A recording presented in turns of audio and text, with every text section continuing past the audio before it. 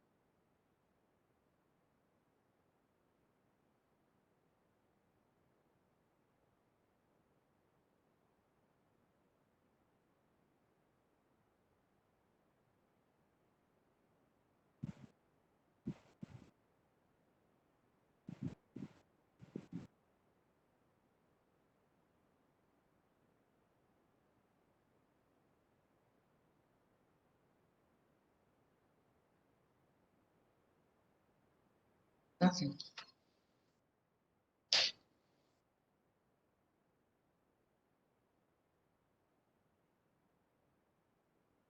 Did you press?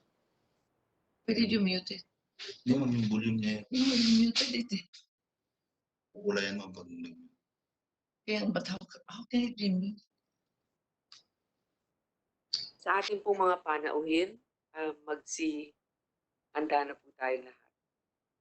Pasensya na po na delay tayo ng mga 7 minuto sapagkat tinatansya pa natin itong bagong setup ng kauna-unahang pagkakataong online hearing natin. So may go signal na tayo na mag-umpisa. Magandang umaga po sa inyong lahat sa ating mga panauhin. The first teleconference hearing of the Senate Committee on Public Services is hereby called to order. Today, we will explore the possibility of a progressive resumption of public transportation in the coming weeks. We will take on a calibrated and hopefully a data-based approach to this challenge in order to complement post-lockdown strategies.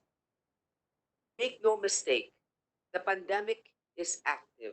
Patuloy ang pagtaas ng kaso ng COVID-19, pero mahalagang talakayin na natin ngayon ang magiging galaw natin sa mga susunod na linggo. The longer we stay in limbo, the more deadly this pandemic becomes. Surely, there's a way to address the issues before we resume operations. Hindi pwede ang puro trial and error, lalong-lalo na pag-pandemic. For this reason, the hearing gives venue to government officials, transportation groups, mobility advocates, and other interested stakeholders to discuss the following matters. Number 1, health and safety protocols in public transportation. Paano natin maibabalik ang operasyon ng mga tren, bus, jeep, tricycle, taxis, TNVS at eroplano, at maging mga roro sa ligtas at epektibong paraan. Number 2, the new model to ensure viability of operations. Angkop pa rin ba ang kasulukuyang sistema ng taripa para matuloy ang operasyon kahit bawas na ang pasaherong maaring isakay? Government subsidy as support to the industry. Ito po yung pangatlo. Kaya ba ng gobyerno magbigay ng financial assistance sa sektor? Number 4, adoption of alternative mobility options such as biking and walking. May infrastruktura ba at sapat na polisiya para siguruhin na ligtas at epektibo ang pagbibisikleta sa mga kalye natin? At sa panghuli, kailangan natin silipin kung bakit maliit na porsyento pa lamang ang nakakatanggap ng ayuda 2 buwan matapos ang huling pasada. May reports na rin na kahit noong Marso pa na ipasa ang mga listahan ng mga driver, ay hindi pa rin naisama sa mga benepisyo. According to the LTFRB, galing sa LTFRB mismo, only 22,321 out of 392,662 or just 0.5% of drivers from its list have received cash assistance. While the President's sixth report on the Bayanihan allots 720 million pesos to cover only 90,000 drivers. Makikita natin na may problema ang coverage ng pondo at ang mga aktwal na distribution. Paano natin susolusyonan ito? The transportation sector is at a critical position to reinvent itself in order to come out stronger from this crisis. In the new normal, public transport systems will be vital to the economic recovery and the continuous fight against the pandemic. Kailangan magkaisa ang sektor ng transportasyon upang mahatira ng serbisyo ang publiko. May this hearing jumpstart the discussion for solutions. Maraming salamat po. This morning, I'd like to acknowledge the physical presence of Senator Francis Tolentino. Thank you, Senator Tolentino, for making an effort to be here, as well as my fellow senators who are joining us online. I would like to acknowledge Senator Marcos, Villar, Revilla, Binay, Ontiveros, Gatchalian, Villanueva. Do we have any other senators present? I would like to remind our resource persons, you should treat this like an actual hearing in the Senate. You will have to be administered your oath. If we have the secretary present, maybe secretariat, we will ask each of the resource persons to identify themselves one by one. Let me remind you that we are new in this online hearing, so we may have a little bit of maybe glitches at the start, hopefully just at the start. And let me remind you also to speak when you are acknowledged, and don't try to speak when others are still discussing their points. We will call you for your turn to speak. So let us begin with the government agencies, the DOTR, and then maybe the LTFRB, the MMDA. So let's begin with the DOTR. Asek De Leon, are you present? Yes, good morning, ma'am, Senator. So please state your name and your designation. I am Mark De Leon from the BOTR, Assistant Secretary for Road Transport. Thank you. Yusek Timothy Batan, are you present?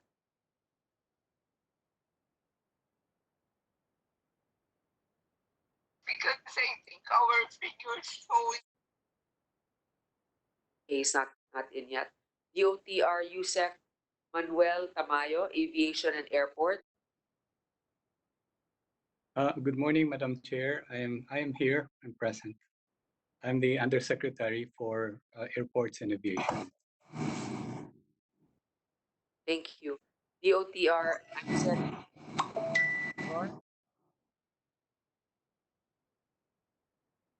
Madam Chair, Mark Steven Pastor, Assistant Secretary for Road Infrastructure, Road Sector and Infrastructure. Thank you. DOTR Engineer Albert Swansing. Madam Chairman, Albert Swansing, Consultant for Road Transport Sector of DOTR. Anyway, I saw you, Mr. Swansing, so we will take note of your presence. LTFRB Chair Attorney Martin Delga III. Good morning, Madam Chair and members of the committee, as well as everybody here present. Martin Delga, Chair of LTFRB. MDA General Manager Arturo Garcia.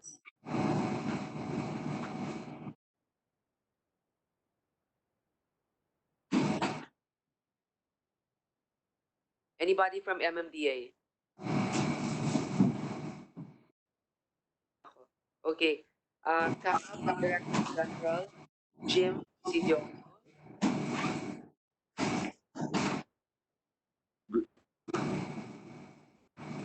Good morning, ma'am.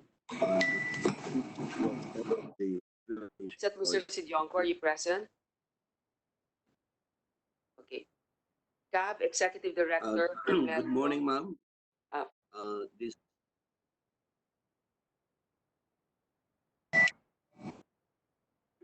Good morning, ma'am. Good morning, ma'am. This is Carmelo Orsilia, the Executive Director of the CAB. Good morning po sa lahat. Thank you, sir. PSWD Director Makuto.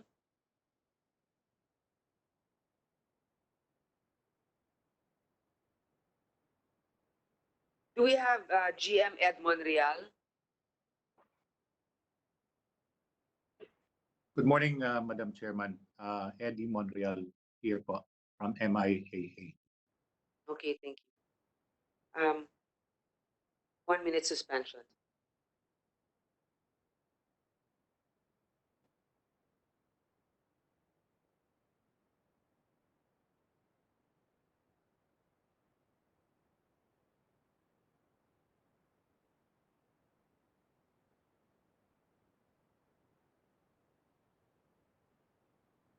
Just conferring with our team, we realized that this might take forever because some internet signal is quite spotty.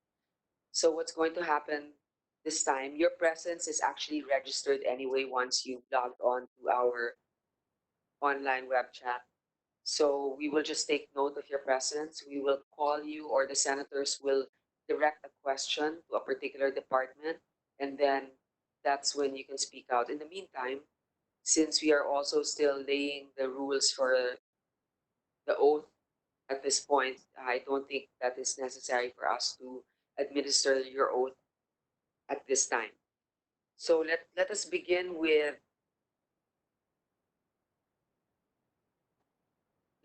first with the DOTR. If you have any statement or presentation with regards to the resumption of the public transportation.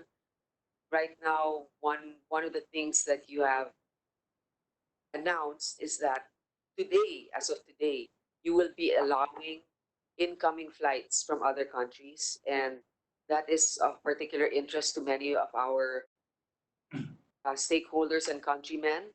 Who are you allowing to come into the country?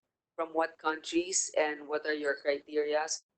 That's one of the questions that we would like answered in your presentation today. So let's begin with the DOTR because you have overall authority over all modes of transportation. So who will give the presentation for the DOTR this morning?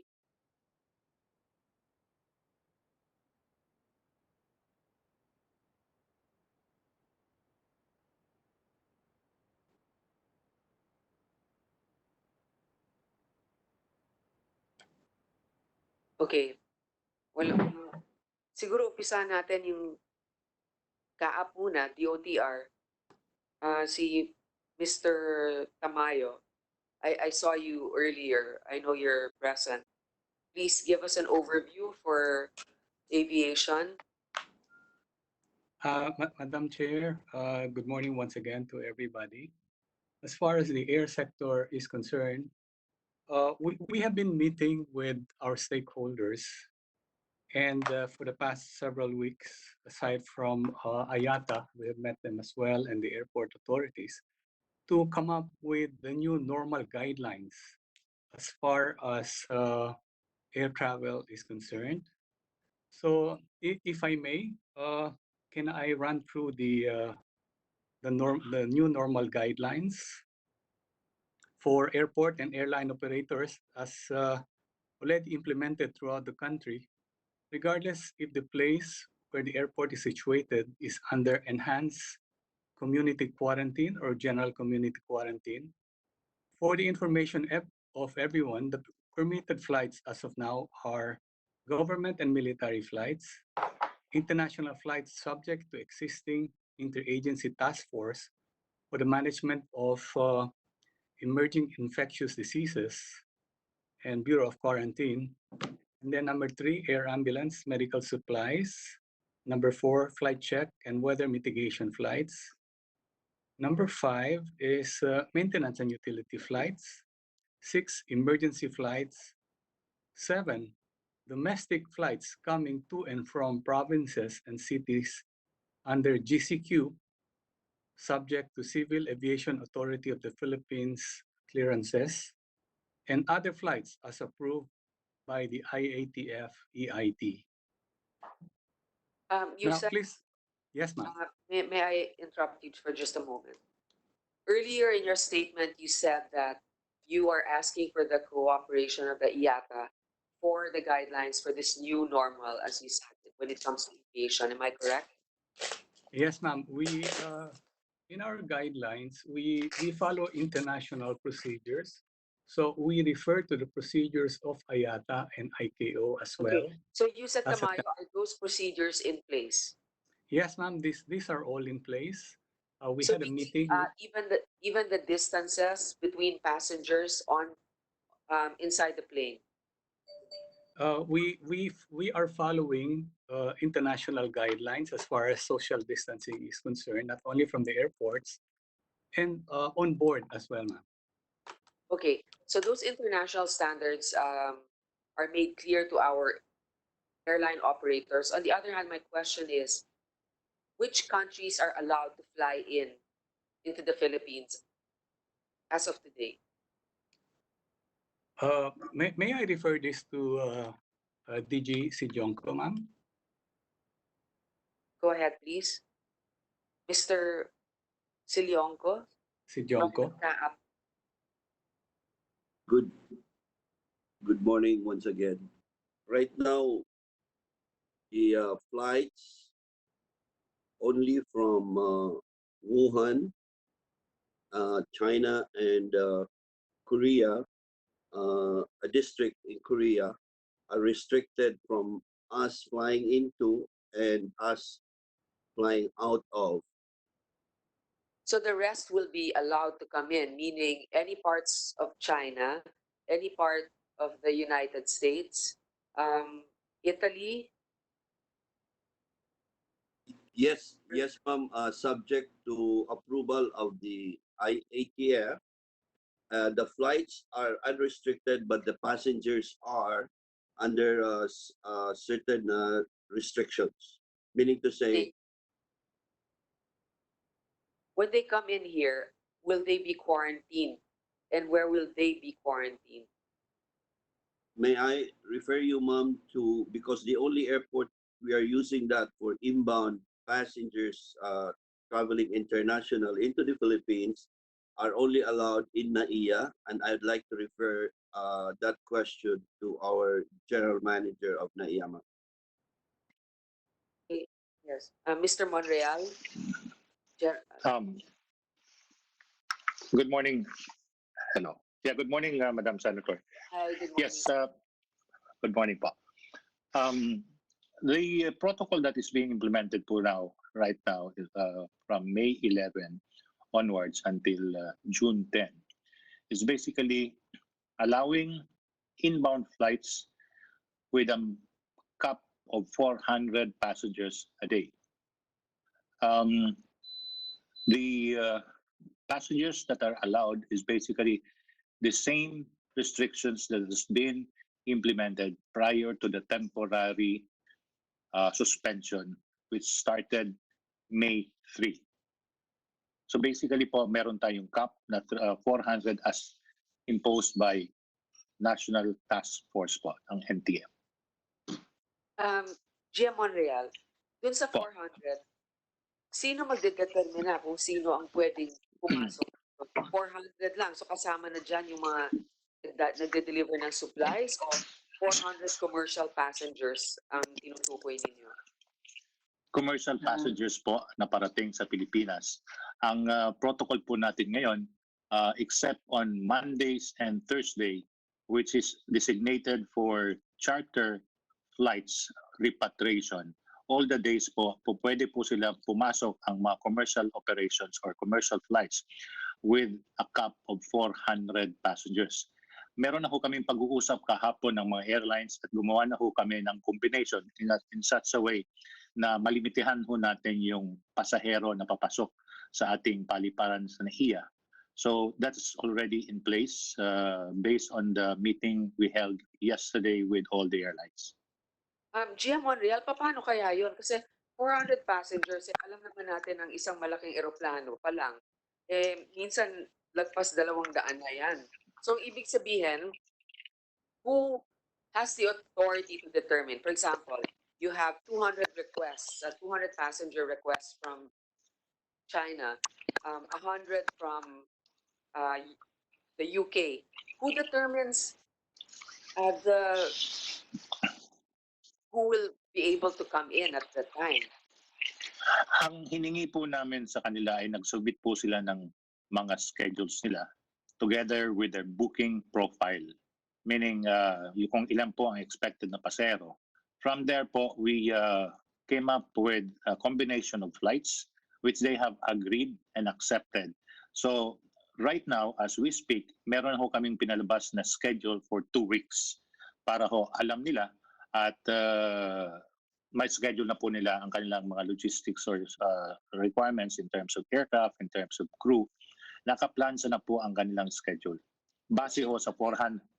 But if, this committee would like to request the CAAP also and your office for a copy of the approved passenger list and flights that will be coming in. Because as you said, obviously to be able to determine who will qualify to come in, they would have had to submit to you beforehand a list of those passengers and flights and from what country. So we would like to have that as soon as possible. I'm sure you have it ready if you're already allowing flights coming in as of today. So we would like to have that by, if possible, close of business by today or tomorrow morning. We will comply, ma'am. I have it in Viber form. I can submit it immediately. Should I just be given the address or the number that I can forward? Yes, sir. We will do that. The Secretary, please take note. And also, Gia Monreal, I'm sure that you've seen also the news that in other airports, particularly in Hong Kong, there are stations to disinfect outbound and inbound passengers. And maybe later on, because I know this is getting very particular, but we have airport contractors or airport operators who might be able to suggest if we can do this for our airports. Gia Monreal, do you have any sort of protocol now when it comes to disinfecting passengers outbound and inbound and also their contact tracing? Please give us a brief overview of how that is done now. Okay. The contact tracing, Madam Chair, is being done upon arrival. They are getting the details. The one-stop shop, which is a composite team situated in terminals 1 and 2, are doing these requirements. Quarantine is doing the compiling of these documents on arrival so that in the event that contact tracing is required, they have the data with them. As regards to sanitation or disinfection, that has been in place even prior to the ECQ.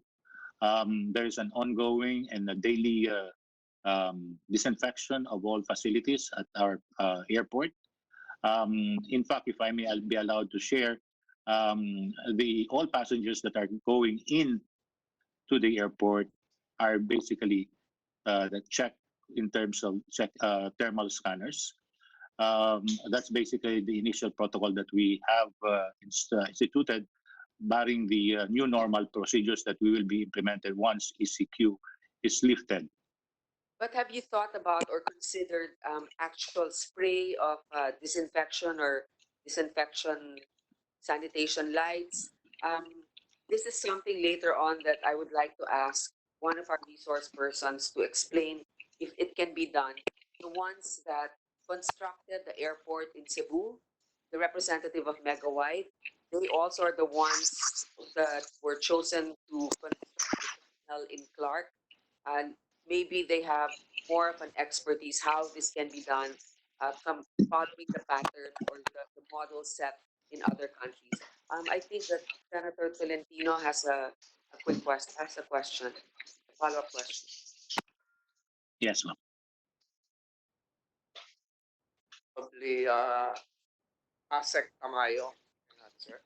Prior to the lockdown, we have 768 flights per day arriving at NAIA.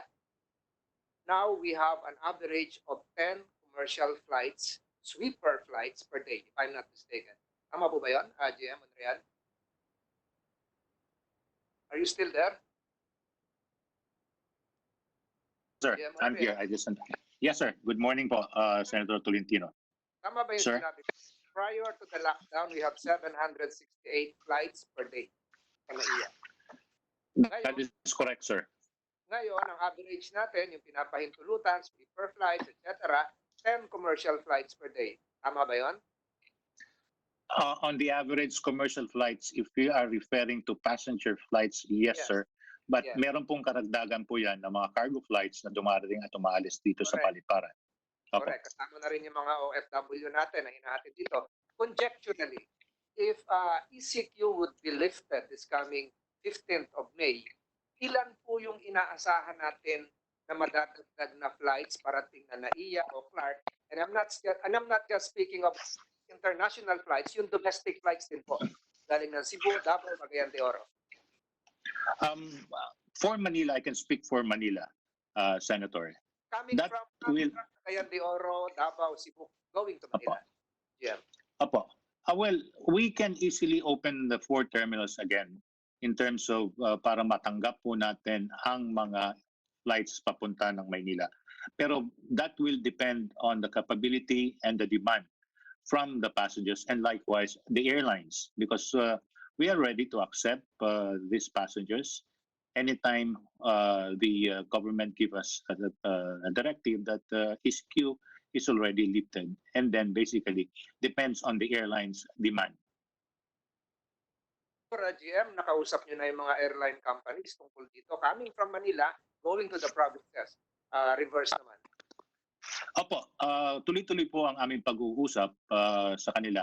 But the limitation right now is the ECQ to GCQ or vice versa. So once po naging GCQ tayo, hopefully it will be soon, we will be able to accommodate the demand of the carriers, and we will open up the rest of the terminal para ho matanggap at maka-impose din po tayo ng mandatory social distancing sa lahat ng paliparan dito sa Manila. Last question. Sa land transport po, Madam Chair, 50% po yung mga pasahero. Sa eroplano po ba, ano po ba yung inaasahan natin, GM Monreal? Ilan po yung isasakay na pasahero? Halimbawa po ang isang eroplano ay 300 ng pasahero, 150 po ba yun? O mas mababa? To answer your question, Senator, may mga international civil aviation authority in other parts of the world which is imposing a 70% load factor. Pero meron hong pangangailangan. Ang sabi ng mga airline partners natin dito, specifically the local carriers, ay at sa pag-aaral ng IATA, ang sabi po nila ay hindi naman daw kailangan ibaba ng ganong kalaki dahil po daw sa viability ng kanilang flights. Tuloy-tuloy po ang aming pag-uusap. And if we will be able to agree on the numbers, then we will implement that to ensure that there's social distancing and to allay the fears of the riding public. Dr. Grace at GM. Alam mo, babalikan natin yung air mamaya, unless meron tayong mga senators na gustong magtanong ngayon bago natin balikan yung air transport. Meron ba? Wala. Okay. Madam Chair? Ito lamang yung aking... Madam Chair? Yes, Senator Binay is recognized.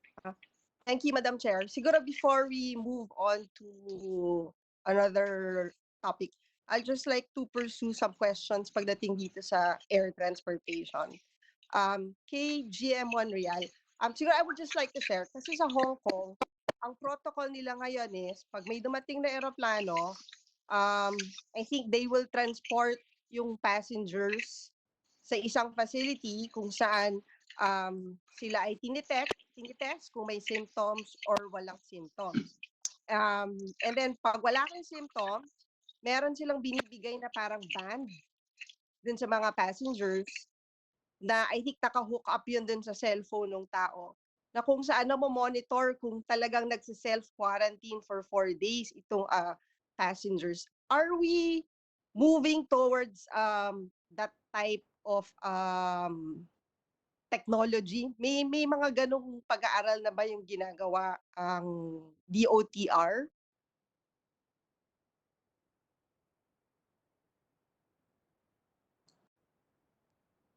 Is the question, ma'am, directed to me, yeah? Good morning, Pwede Sen. ni or maybe somebody from DOTR as a policy for all our airports and not just NAIA. If I may just Kasi- relay. Siguro Go ahead, ma'am. magandang tignan kasi, di ba, nabanggit niyo ho kanina na you check the temperature, but meron kasi tayo at madami yung mga asymptomatic na COVID positive. Yun yung, I think, para sa akin, napakahalaga na ma-isolate natin dahil sa tingin ko, yun talaga yung nagiging super spreader ngayon ng virus. If I may, Madam Senator, to answer that. Right now, as it is, lahat hong pumapasok na pasahero sa paliparan ng NAIA ay dumadaan po sa testing. Ngayon po, initially it was a rapid test, but ngayon po yung NTF tsaka yung one-stop shop na pinapatupad po natin dito ay lahat po ay ginagamitan na ng PCR test. Pagkatapos po i-check yung mga pasahero, mandatory po yan ay dadalhin sa quarantine facility. Pag nag-negative po sila after the PCR test, they will be allowed to go home to their residence at mga probinsya. So yun po ang pinapatupad natin ngayon dito na hindi po pinapayagan umalis at immediately, kundi po meron po tayong pinapatupad na screening sa ating paliparan on arrival of all these passengers. Madam Chair, siguro can we just, for submission lang since ginagawa na pala to, can we just get parang snapshot sa mga dumadating ngayon kung ilan dito ang nagpa-positive at ilan dito yung nagiging negative naman? Thank you, Madam Chair. I would like to acknowledge again Senator Tolentino. GM Monreal, thank you, Madam Chair. Nabanggit po kanina yung dumarating na pasahero ni PCR. Nakukuha yung resulta ng swabbing yun. Ilang araw pa malaman na, baka naman nagkamali ka, baka yung rapid testing po ito. Hindi po, Senator. Dati po rapid test. Pero ngayon po, kaya nga po nag-limit po ang National Task Force na 400 para ho maibsan at matulungan yung quarantine facilities natin. They are now migrating, as I was informed, they are starting today, they have migrated to the PCR testing. At ang polisiya po, pagka nakapag PCR test po kayo, pag lumabas po ang resulta at negative po sila po ay papauwi na po. So mandatory na po ngayon ang PCR as what I was informed po, ng one-stop shop. GM Monreal, what you're trying to say now is that all 400 passengers will be subject to a swab test and they have to be held in a quarantine facility pending the result of the swab test. Am I correct? That is correct, ma'am. That is correct. So all 400. Now, will we be able to accommodate? Saan sila ilalagay? Meron pong quarantine facility na ginagamit sa ngayon ang National Task Force na mga pasilidad. Yan po ay pinamumunuan ng one-stop shop na composed ng Philippine Coast Guard, OTS, DOT, OWA, at kasama rin po ang Manila International Airport sa pagbibigay ng facility sa ating paliparan. So basically, that is in place po ngayon. Naku, parang hindi yata kaya. I mean, it doesn't look like this is something that we can sustain over even just a couple of weeks. Saan mo ilalagyan every day 400 people? So, para kang nagpuno ng isang hotel na medium size, araw-araw, dun sa mga tao na yun. A swab test will take at least 2 to 3 days. If at all, the general population, we only test how many thousands? So meaning we will have to test the 400 incoming ones as a priority as opposed to testing our citizens because we only have so much capability when it comes to processing those tests. Parang hindi masyadong pinag-isipan ito bago natin pinayagan ng flight. We would have wanted to have this hearing earlier. Unfortunately, we couldn't have it last week. And then now, flights are already coming in. Am I the only one who is worried about this situation? Madam Chair, if there will be 10 flights, that will be 4,000 passengers. So saan mo ilalagay yung ang quarantine mo ilalagay yon, and that would be daily, incrementally. Lolobo talaga yon. So administratively, siguro GM, baka mahirapan tayo doon. Allowed to explain further, just for the to clarify the situation.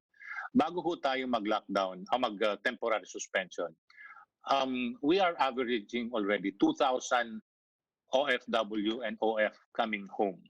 The reason why pinag-utos po na temporary suspend or i-restrict yung arrival from May 3 to today or yesterday ay because para ho makahinga ng konti yung mga quarantine facilities natin na mabigyan ng daan. Kasi yung iba ho hindi pa nakakauwi dahil na may mga issues ho sa pagpapapunta kahit tapos na po yung quarantine. So ngayon po, ang ginawa po ay 400 lang po kada araw, hindi po bawat flight.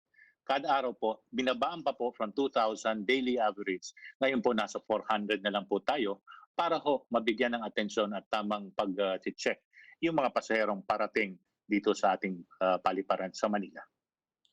Madam Chair, clarification. I'd like to acknowledge Senator Recto. Thank you, Madam Chair. I just wanted to clarify very briefly. This 400, are we talking about Filipinos or residents? Or are we talking about tourists and foreigners? All Filipinos, Senator Recto, good morning po. Yes, they are all Filipinos whenever deviated from the previous restriction. Lahat po ay repatriating nationals pauwi po sa ating paliparan. Actually, we are just the receiving or implementer of this policy.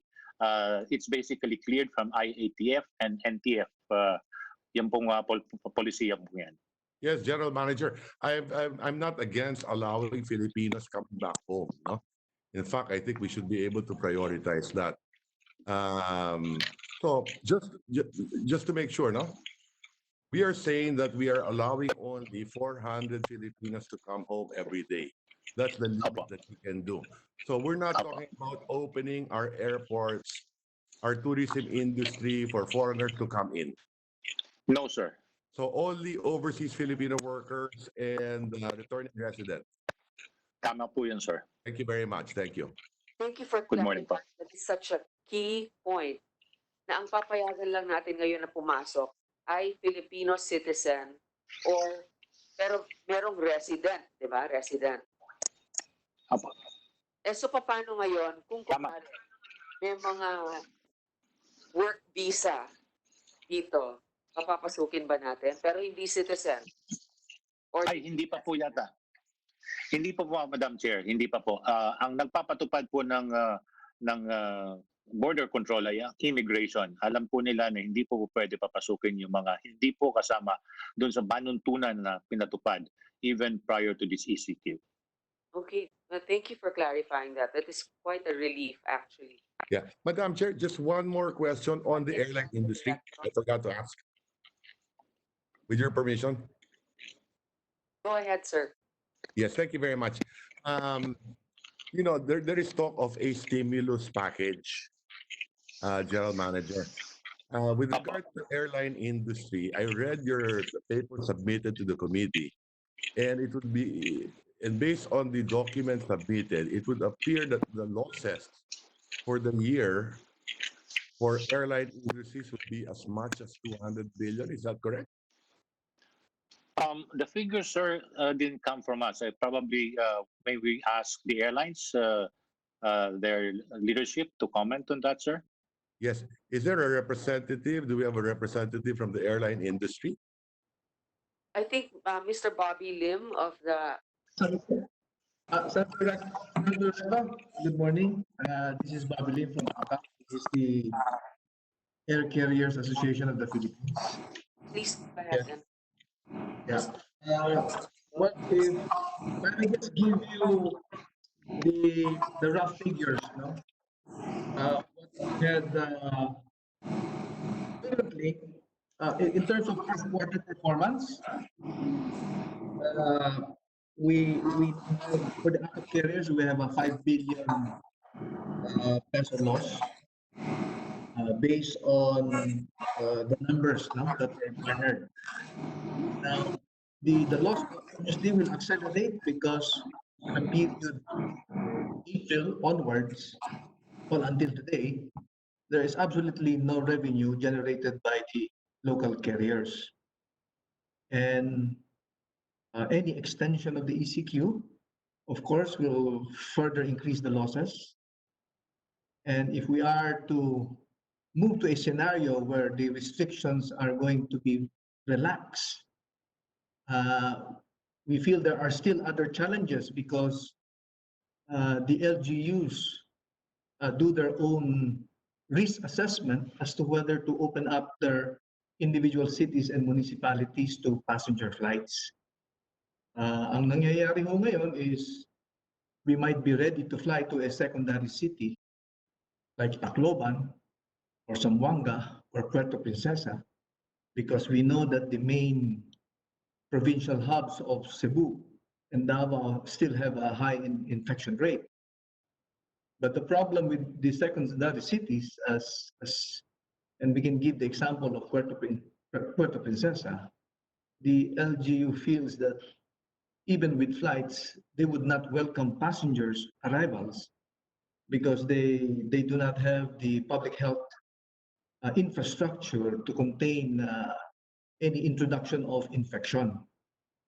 So if we are to extend, therefore, the non-revenue of the domestic carriers and the very low revenue, assuming it happens in the latter part of the year, the losses will really be very, very large. Mr. Lim, let me just clarify with Senator Recto. Is Mr. Lim addressing your question, sir? Or Yes, but what are how many jobs do you have in the airline industry, domestic? One, and two, what will be the losses? What are the expected losses until the end of the year? How much are you talking about? Well, in terms of employees, if you just add the regular employees, that's about 25,000. But if you add the associated entities that support the airline industry, yes, and including the travel, and the hotel, because they are all interlinked industries to aviation, considering that the movement of people in an archipelagic country like ours is dependent on air. It is estimated by IATA that there will be about 500,000 jobs that are at stake. IATA naman has made an estimate that the loss for the year for the industry in the Philippines is about $4.9 billion. So roughly $5 billion. Yes. So that's that's more than 1% of GDP. Yes, if it's Okay, yes. so 250 billion. Yes. Yes. Okay. Finally, what are your recommendations to assist the industry? Well, I think the primary thing is for us to start flying again, because that's our ability to be a catalyzer of economic activity. The moment we are able to bring people and cargo and connect the islands, and it need not be Cebu and Davao. It just needs to be a reasonably big secondary city in Mindanao. Yes, so we understand that, no, naturally, but we know that that's not going to happen. Meaning to say, it's not going to be back to the old normal. Initially, there might be some social distancing as well in the planes. Yes. So that's just maybe 50% of your capacity. Okay? What that economic model would, we humbly submit, would not be economically viable for the airlines. Because Correct. the And normal break-even of the airlines is 70%. correct. And therefore, the difference, until we get back to the old normal, the difference would be about 40%. So you will lose 40% of revenue, and chances are you will probably lay off 40% of your workforce. Isn't that correct? Yes, right now there is no large-scale layoff of employees, no, in the aviation industries. Yes. The backup carriers have continued to maintain the workforce, Yes. and a wage subsidy from Congress would help the airline industry sustain it. Correct. Precisely. And that's what I'm trying to get numbers from you. No? So we Yes. know that potentially, I mean, umpisa pa lang naman to ng hearing eh. So Yes. potentially you may have a 250 billion loss until the end of the year. Okay? Yes. Assuming you're allowed to operate 50% capacity and your break even is 70%, then there's a 20% of gross, right? That you may need assistance from government. Yes. So that you don't lay off workers. Yes. Yes. I understand the point. Right? Yes. And when you talk about wage subsidy, that's precisely what you're saying. In effect, so that we don't lay off workers, right? Yes. Until such a time that, assuming that there is a vaccine, or until such a time that there is a cure, then you can go back to the old normal.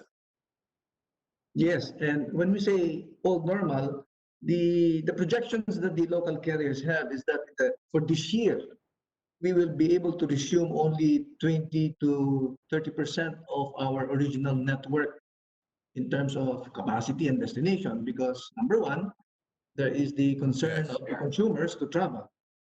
So we Yes, need to of course. really give them what you call the layers of biosecurity assurances that the place is You have to assure. clean and safe. You have to assure. Starting from the ground. You have Starting from the ground. Yes, so, correct. So in effect, what you're saying is that walang consumer confidence. Right now, wala. Right now, no? Okay. Now, maybe you can submit to the committee, because I know that mahaba pa yung hearing na to, Yes. so that others have the opportunity to ask also and to make their own presentations. Why not submit to the committee your proposal, what assistance you may need from government, so that later on when we craft a stimulus plan, assuming we do craft one, and that there are resources available for that, which will be dependent on the Department of Finance to tell us, then we can allot for the airline industry or for the tourism industry for that matter. We will do so, Senator Rector. Yeah, thank you very much. Thank you, Madam Chair. Okay, thank you, Senator Recto. Before we proceed, I'd like to acknowledge the online presence. Well, we know Senator Recto. We also have Senator Kiko Pangilinan, Coco Pimentel, and Senator Pia Cayetano. Thank you for joining us. I would like to, let's try to wrap. I think the direction of our hearing should be like this. There are many points to be raised. For example, subsidy and the viability of the companies during this pandemic. But I think that we need to focus with the limited time that we have now on the safety protocols, assuming that we will open up certain sectors of the transportation operation in the coming days. So I would like to, right now, unless there's a quick question for aviation, this is what I want. I see the hand of Senator Pangilinan, but we Madam need to Chair? put those on ground eventually, because there's a lot of concern about Yes. transportation going back to work, and that's more critical at this point, I think. So I see the hand of Senator Pangilinan and also Senator Marcos, but I think I will have to ask Senator Marcos first, because in order of arrival, and she was first present online. Senator Marcos. Thank you very much, Madam Chair. Having conducted the hearing, on the economic impact of the COVID as early as February, I'd like to respond and perhaps add to what Attorney Bobby Lim as well as our good colleague Senator Recto said. So during that hearing, they already manifested a number of measures that they recommended. Unang-una, yung liquidity issue nga dahil 47% loss.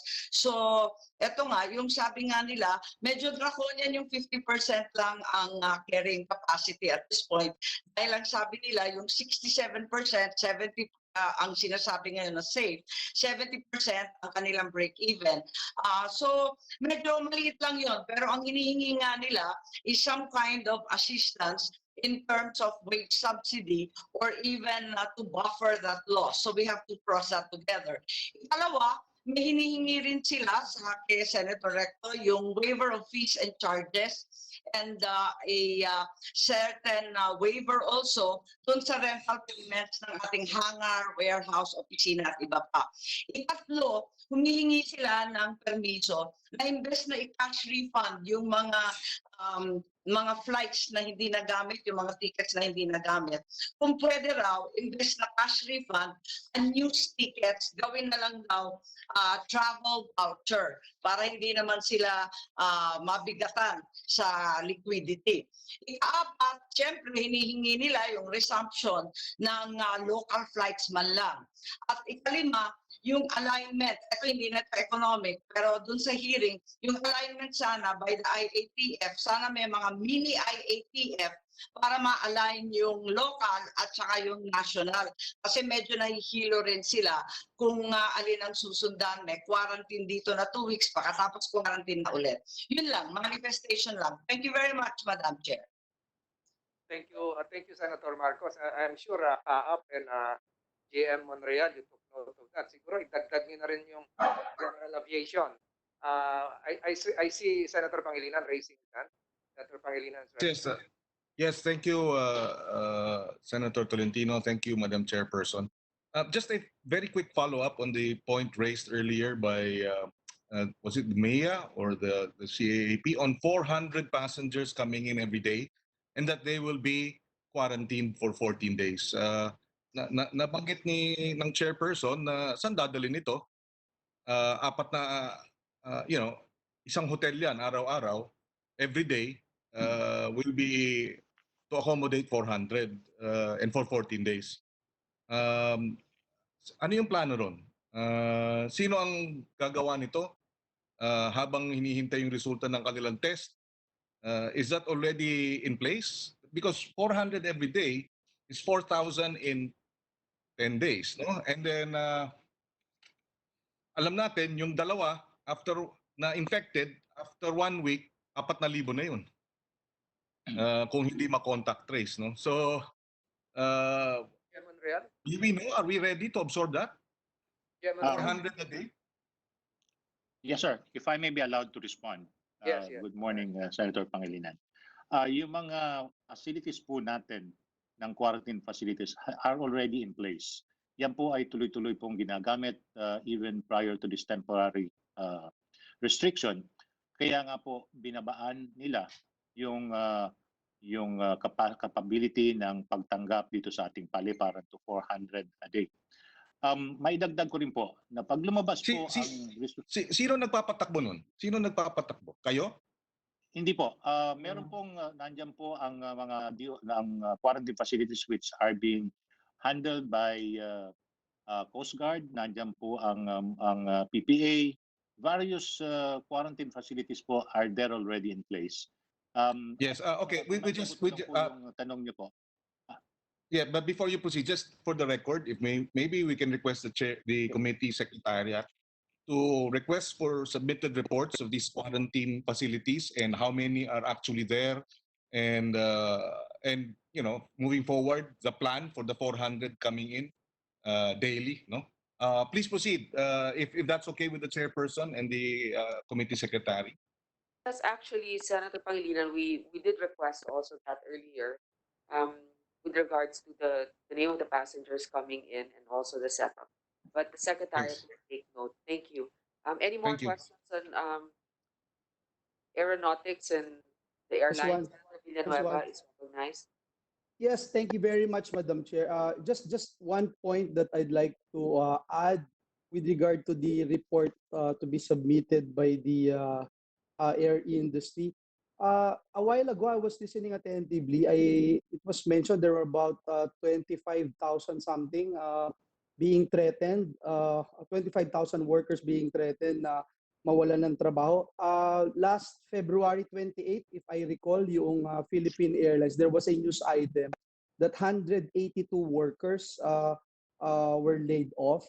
So we wanted to find out also in that report, baka pwedeng mabigyan tayo, ilan na ba yung na laid off, ilan din yung kasi kanina sinabi yung 25,000 workers no na being threatened, but as of this time at least meron tayong list, baka po pwedeng yun din ay dapat ito ay ma-prioritize na mabigyan nitong ating mga programa sa DOLE tulad dun sa camp at yung tupad program natin, pati yung AKAP na programa ng DOLE. So I think dapat yung camp specifically ma-prioritize itong mga nalilay off dito sa binabanggit po natin. No? I think it's very important, Madam Chair, na maisama dun sa report. Thank you. Thank you for raising the concern of our laborers or employees, Senator Villanueva, who happens to be the chair of the Committee on Labor. So that will also be a concern. Moving forward, I think we have other experts here that will eventually share what can be done to make sure that our airline industry is safe and compliant with standards. Senator Visa also has a question, but I would like to stress for the coming other presentations for the other sectors of transportation, we will first focus on whoever can give a presentation on the safety protocol. Then we can go on to the details because I think that that's our paramount concern right now. Senator Hontiveros is recognized. Thank you, Madam Chair. I think malinaw po na kahit mag-transition na tayo sa GCQ, hindi tayo makakabalik ng ganun-ganun lang kahit sa transport sector dun sa dating normal. And actually, hindi na tayo dapat bumalik sa dati. And I think what we need to build is really a new and better normal for the transport sector. So one follow-up question dun sa ni-raise ni na Senators Ralph at Joel, no? Dun po sa kwenta ni Mr. Lim na almost $5 billion na stimulus fund para sa air transport sector. What constitutes this quite large amount, no? Ito ba ay para sa assets sa airlines? Ito ba ay para sa pagbayad ng mga airport fees? Or kasama ba dito yung pag-retain at pag-compensate ng mga manggagawa sa airlines? Because if I remember correctly, from our partner, no, yung PALEA or the Philippine Airlines Employees Association, 40% nila ay na-lay off na mula nung nagsimula yung pandemic at saka quarantine. So Mr. Lim, if you could please just apprise the committee, kasama ba dito sa $5 billion yung pag-compensate at pag-retain ng inyong mga empleyado? Well, Madam, the estimate losses that was quoted earlier is based on the numbers that we have in the first quarter and the projected deterioration further of the losses. So, but in terms of support that the ACAP carriers have estimated that is needed, to maintain the employment pool of the aviation sector, because we expect to resume operation fully over time. And as we have said to the government, we are ready to fly again, of course, on a rolling gradual basis. But our estimate that we have also submitted to Congress is that wage subsidies of 1.3 billion per month is our estimate. No? 1.3 billion. This is the estimate submitted and consolidated coming from the carriers. Now, in terms of the other support, we pay about 500 million pesos to the aviation authorities monthly. That is to MIA, Mactan, Clark, and the provincial airports. Can you repeat that again, Mr. Lim? How much are you paying and for what? 500 million pesos per month, as an estimate, to the civil aviation authorities consisting of MIA, CAAP, Mactan, Authority, Clark, and the provincial airports. And this would consist of navigational charges, landing, takeoff.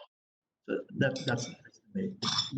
For wage subsidies that we have estimated 1.3 billion. 1.3 billion. Yes. And then we have requested also working capital of 6.8 billion for the carriers.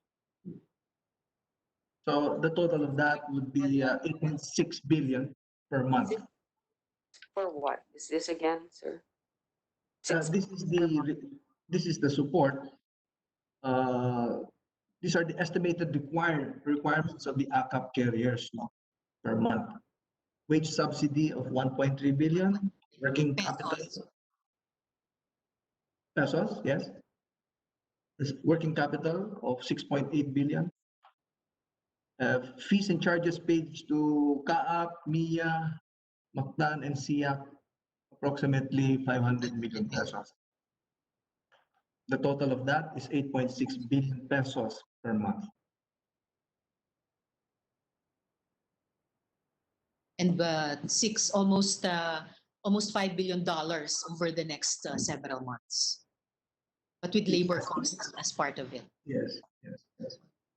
Well, thank you, Madam Chair. Since the labor costs are a significant part of that, then I suppose the other side of it is some assurance of security of tenure for the existing employees of the airline companies. But we can pursue that later. Salamat, Mr. Lim. Salamat, Madam Chair. Thank you. May I request our colleagues that let us focus first on the safety protocols for now, and we can go back later on helping the restructuring, perhaps also on subsidies that the government may provide. So let's move on now to land transportation, and I would like to ask who from the DOTR will be doing the presentation for the safety protocols. Yung alam ko may nilabas na kayo. Pero sa ngayon, kailangan malaman ng ating mga kababayan kung bubuksan na natin ang sektor ng land transportation. Ibig sabihin kasama ba dyan yung mga tren, yung LRT, MRT, yung ating mga public utility vehicles katulad ng mga jeep, yung bus, ano ang magiging bagong mga patakaran na dapat sundin, katulad ng kailangan nakamask ang mga pasahero, paano lilinisan ang mga bus, ano yung mga ruta na papayagan ng LTFRB at mga prangkisa na papayagan muling tumakbo. Yun naman mga sa mga motorsiklo, mananatili ba itong for delivery options muna? Papayagan ba natin na may angkas na pasahero o hindi? Yun yung mga bagay na nais natin tutukan. So, umpisahan muna natin ganito. DOTR, magbigay kayo ng overview ng land transportation. So I think that's ASEC De Leon.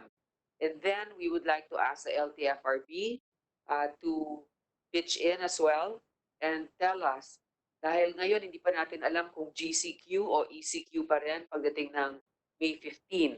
But eventually we will reach a point where we will have to open up transportation. So what do you have right now? So let's begin with ASEC De Leon.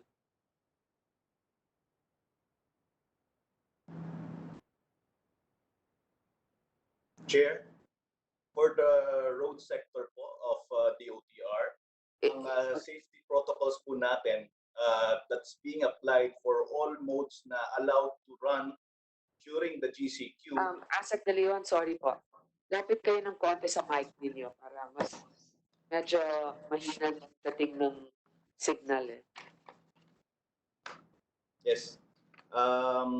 For the road sector, we are requiring that all drivers, including their conductors, yung lahat po rin ng sasakay na commuters are required to wear masks at all times. So yung pasahero po, kung wala siyang mask, hindi siya po papayagang sumakay. Number 2, we are encouraging na yung mga bus operators natin and yung mga modern PUV operators ay kailangan na pong meron silang fare collection system using top cards. So we are encouraging that.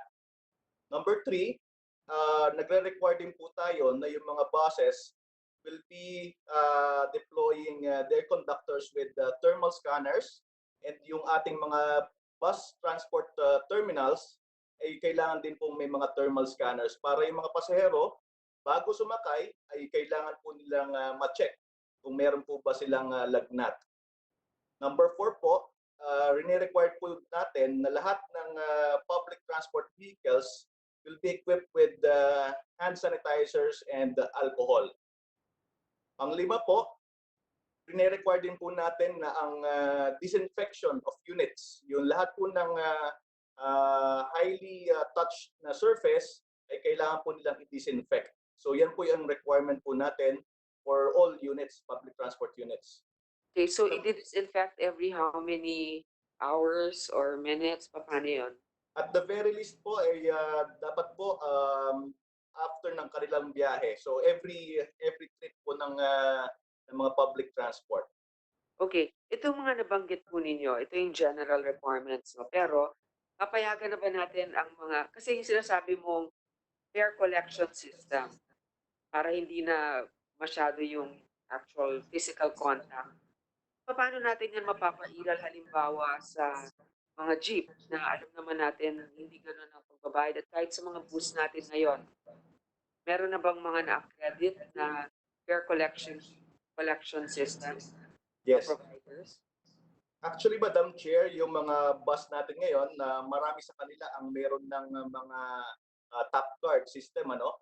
At yun na nga po, ini-encourage na lang po natin sila sa ngayon na mag-install ng mga ganitong devices. So, yung mga point-to-point buses po natin, and including lahat po ng modern jeepney, ay meron na rin po silang mga top card system. So, we are really encouraging the public transport operators and even the commuters to shift to this kind of technology. So, Asok De Leon, what you're saying now, well, with this jeep modernization, because you, LTFRB, as I understand, will only allow certain bus companies or certain accredited jeepney companies to fly their routes. So, limitado lang doon sa mga pwede mag-comply nun. Hindi pa lahat papayagan. Hindi pa lahat ng mga may prangkisa papayagan. Tama po yun, Ma'am Chairman. Only selected units and selected routes will be allowed during GCQ.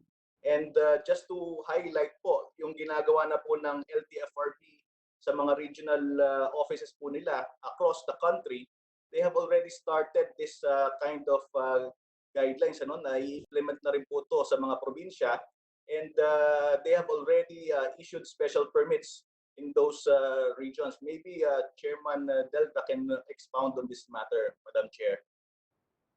Meron ba kayong pilot na plano dito? Na nasubukan na ninyong gawin ito sa isang lugar? Madam Chair, maybe Chairman Delgra can expound kung saan po yung mga lugar na nagsisimula na po yung GCQ guidelines for public transport. Ang alam po ko po, meron na po yan sa mga areas in Mindanao and in Visayas po. Okay, then maybe we can move on to Chairman Delgra, but stand by. Asik De Leon, hindi pa kayo tapos. I'm sure we'll cross reference with you. Chairman Delgra, can you give us a presentation, sir, of what to expect for public transport? Yes, good morning, Madam Chair, and good morning, members of the Honorable Committee, as well as all the resource persons present here. As mentioned by ASEC Mark De Leon, once the areas from GCQ are classified as GCQ, the suspension of public transport is lifted. However, there are certain restrictions, primarily, and I'd like to emphasize this, primarily because of public health considerations. So having said that, we have to put as the highest priority public health, and secondarily, how we're going to move public transport. On that policy direction, we actually have from the policy direction coming from the interagency task force as well as from the DOTR guidelines, we already have issued the memorandum circular 2020-017 before May 1, because we know that there were already announcements prior to May 1 where areas will be declared GCQ. So as mentioned by ASIC Mark De Leon, uh, the requirements and the mechanics in opening up routes as well as the deployment of public transport, and again taking consideration public health standards, were already in place in this memorandum circular for the guidance of all the regional offices. If I may be allowed to probably expound a little bit on the memorandum circular, again consistent with the recommendation of the interagency task force as well as with the DOTR guidelines, um, considering the fact that we are addressing a situation where there is depressed demand, we need to maximize the efficiency of our public transport system. That said, considering the fact also that there is also a reduced capacity on the side of supply. Now, part of the plan that we have put in place, we have part DOTR, LTFRB as our, so as well as our consultants together with the consultations with the region and the stakeholders as well. The process would be that the routes should be identified, after which there is a hierarchy or preference of public transport that will be put in place. So the policy here is that the unit that will bring as many people, considering the reduced capacity of our public transport, would be prioritized. And that would be, insofar as land-based public transport, that would be the buses, and goes all the way down to the modernized jeepney, and then down to the traditional jeepneys and the vans. That would also include not just the buses that run on the regular bus routes, but also the P2P buses would also be allowed, especially those running in Metro Manila. So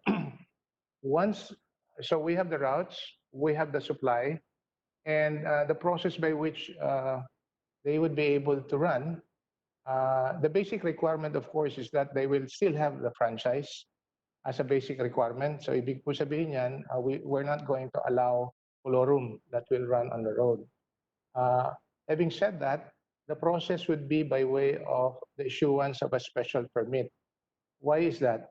Because of these two considerations that we have mentioned. First, the public health protocols that has to be put in place in every PUVs, public utility vehicles, may they be buses, UV, taxi, PUJ, as well as the fact that especially those running on routes will not be running on the regular routes, depending on the recommendation of LTFRB and the regional offices. By the way, insofar as the routes are concerned, the rationalization of the routes, at least during the GCQ, are in consultation with the DILG.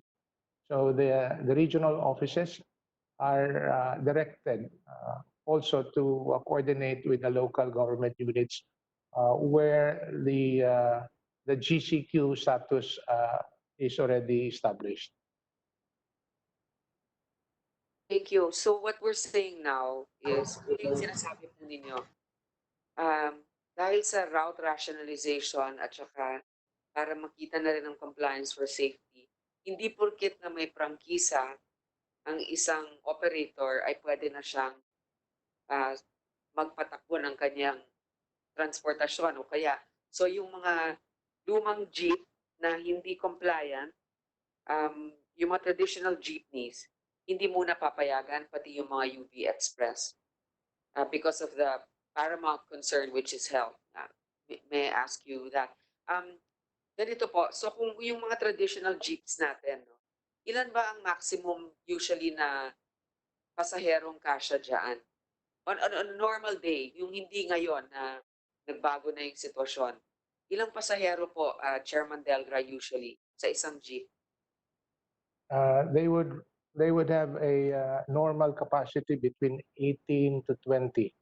Some of those jeepneys, for example, in some provinces where they would extend the chassis, which I may say is a little obviously unsafe for that matter, yung pinapahaba yung chassis nila to accommodate more passengers. They can accommodate as many as 22 to 24, which is, as we have said, would be unsafe. But Okay, it's so- actually happening in the provinces. So Chairman Delgra, for at this time, we are only allowing the modernized jeeps to ply the routes. Am I correct? I would just like to clarify what I have said earlier. There is actually a preference. So the preference would be on those 2 points on the unit, which will bring us a greater capacity given the reduced requirement of this unit. So hindi po natin sinasabi na tinatanggal natin yung traditional jeepney. I'd like to clarify that statement. But we are prioritizing from the top going down. So if the buses would not be enough, then the modern jeepneys will come in. If the modern jeepneys will not be enough, then the traditional jeepneys will also be given a special permit. Again, that will depend because the supply would always be in relation to demand. And insofar as the demand is concerned, we also have studied the way demand will come about once the GCQ, once areas are declared GCQ, as what is already happening in a number of areas in the country. So actually, you will. I'm glad that you clarified it, but you will come across many obstacles here because first of all, if we go through the tiers, which in a way makes sense, how will we determine who will be qualified later on if we allow traditional jeeps? Which operators will be allowed? Will it be based on the routes? And para lang mas malinaw, ano, kung dati kasya ang 18 hanggang 20 tao sa isang jeep, ngayon po, ilan ang sa tingin niyong mapapayagan lamang natin? Half the capacity as per the OTR guidelines and as recommended by the IATF as well. Papayagan na po ba natin ang mga tricycle? Madam Chair, may I defer that matter to the DILG, considering that the tricycles is not under the jurisdiction of the LTFRB? Okay, before we go to that then, so magiging malinaw na kailangan pa rin natin ituloy-tuloy yung subsidiya sa mga driver natin. Kasi kung kalahati lang yung mabibigay na pasahero, paano to? Tataas ba ang singil nila? Kasi paano nila mapupunuan yung kakulangan ng pasahero ngayon? Papayagan ba ng LTFRB yan? Good question, Madam Chair, and it has been if I may say, a passionate discussion as regards having to raise fare, because we know that it is not only because we have to balance the interest between the viability of the operators as well as the adverse impact on our commuting public. And after such long discussion, considering that our commuting public, if once the GCQ is lifted, alam natin matagal silang walang trabaho and adversely affected. No? We don't want to add burden to the commuting public at this point in time. So LTFRB, in consultation with the OTR, decided not to increase the fare for all types of public transport that would be allowed to run on the road. However, I understand that the OTR, as mentioned earlier, there was a discussion about some stimulus package for air. The OTR road sector also have come up with some packages on how to help the operators run the routes as well. Because obviously, we don't want that even if talagang gusto nilang bumalik, 2 buwan na walang trabaho, 2 buwan na hindi nakapaghanap buhay, pagbalik naman, ay hindi naman sila makapag-sustain doon sa kanilang pagpapatakbo at pagbabiyahe sa daan. So the OTR actually came up with some financial package to help sustain the viability of our public transport. I would defer that matter to either ASEC Mark De Leon or ASEC Steve Pastor to explain. I think that before we ask for that, I think Senator Tolentino wanted to. Madam Chair, Kanina po narinig natin yung airline industry. Ang sabi po nila, ang kapasidad daw po sa eroplano para safe tayo ay 70%. At tinatanong ko po ito sa DOTR naman, dito po sa land transport sector, nagsimula po yung pag-uusap ninyo sa 30%. Ang isasakay po sa mga bus, sa jeep. Ngayon po ay 50% na. Meron po bang dahilan bakit from 30% naging 50%? Sa airline, 70%. Pangalawang tanong po, Madam Chair, ang pag-aaral po ng Management Association of the Philippines, pag na-lift po yung ECQ, kailangan daw po araw-araw meron tayong pwesto puwang para sa 250,000 workers dito po sa Metro Manila para po magbiyahe. Sumakay po sila. Kakayanin po ba itong 250,000 workers dito po sa mga sinasabi niyong sasakyan na hindi naman pupuno? Ano po yung pampuno natin para maibiyahe po itong mga empleyado po natin na 250,000 workers a day papasok sa trabaho at uuwi sa kanilang mga tahanan? Anybody from DOTR? Sec De Leon or Mr. Delgra? Yes. Chair? Chair, can I answer on the assumption on the 30%? Yung 30% po kasi... 250,000 workers, paano nyo isasakay po lahat yun? Yung, yung umpisahan ko lang po doon sa 30%, hindi po galing sa DOTR yung 30% na figure. Yung 30% po na figure, I think it's an assumption of the interagency task force, yung demand for public transportation. Kasi yan po lang po yung papayagan na lumabas ng kanilang mga bahay to do the necessary transactions. So yan po ang linabas ng interagency. Yan po yung kanilang estimate. So in terms of public transportation naman po, 50% ang ating capacity. Now, with regards to the question regarding the 250,000 workers na kailangang bumiyahe, si Chairman Delgra po can present yung number of routes na na-develop ng LTFRB that will serve the trunk line of our Metro Manila, including the outskirts of Metro Manila, Bulacan, Cavite, and the Rizal areas to provide public transport services. So if I can just ask the chair to allow Chairman Delgra present the proposed trunk line routes of LTFRB. If I may. Okay. GM Monreal requested to leave our hearing for now. I think they have another meeting to attend, and this will include CAAP. But maybe our other resource persons for air travel who don't need to attend their hearing can stay on. Later on, we might have a few questions, particularly also for Megawide and other airline representatives if they would like to stay on.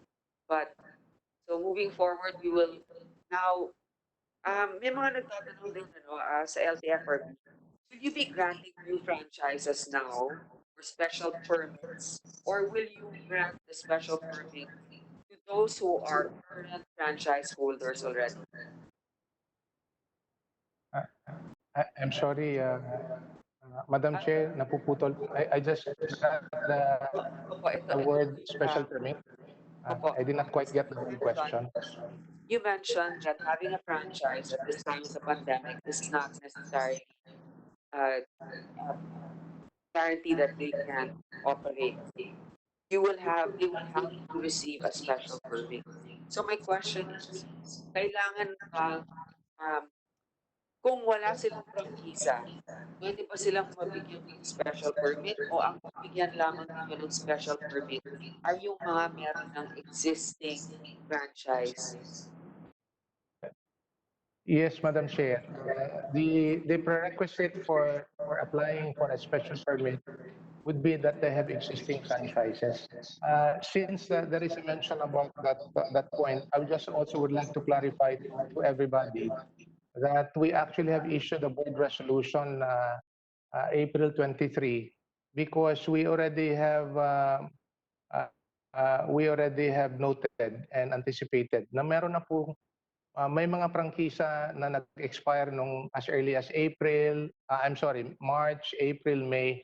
So we issued the board resolution to extend all those franchises which expired and may still expire in the coming days during this period of the ECQ, that they will remain valid and without any penalty or any fine that may be imposed. But they'll be given a period of time once the ECQ is lifted, and the government offices would now be open to public transaction to renew their franchises. So having said that po, the minimum requirement for the issuance of a special permit is that these vehicles may mga prangkisa po. The reason for that is because unang-una, tatakbo pa rin sila except for the routes that they were given under the franchise, tatakbo pa rin sila on the other terms and conditions that will apply to them as franchise holders. Among which, for example, yung insurance coverage po.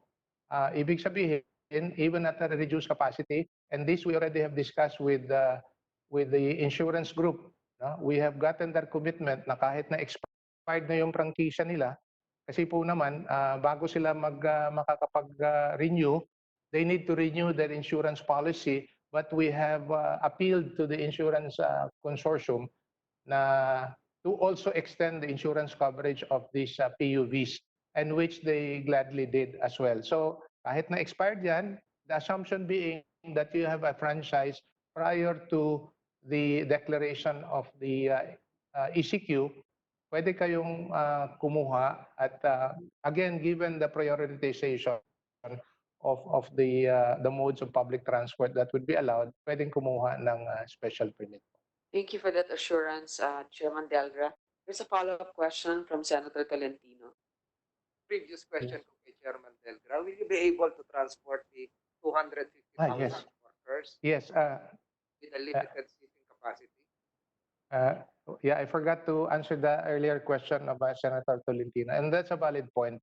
As mentioned, when we were planning this out together, no, with LTFRB, the OTR, and even with the operators and the consultants, it is not just having to understand the capacity that we would be able to give, given the reduction of from the normal capacity to half of it under the GCQ scenario.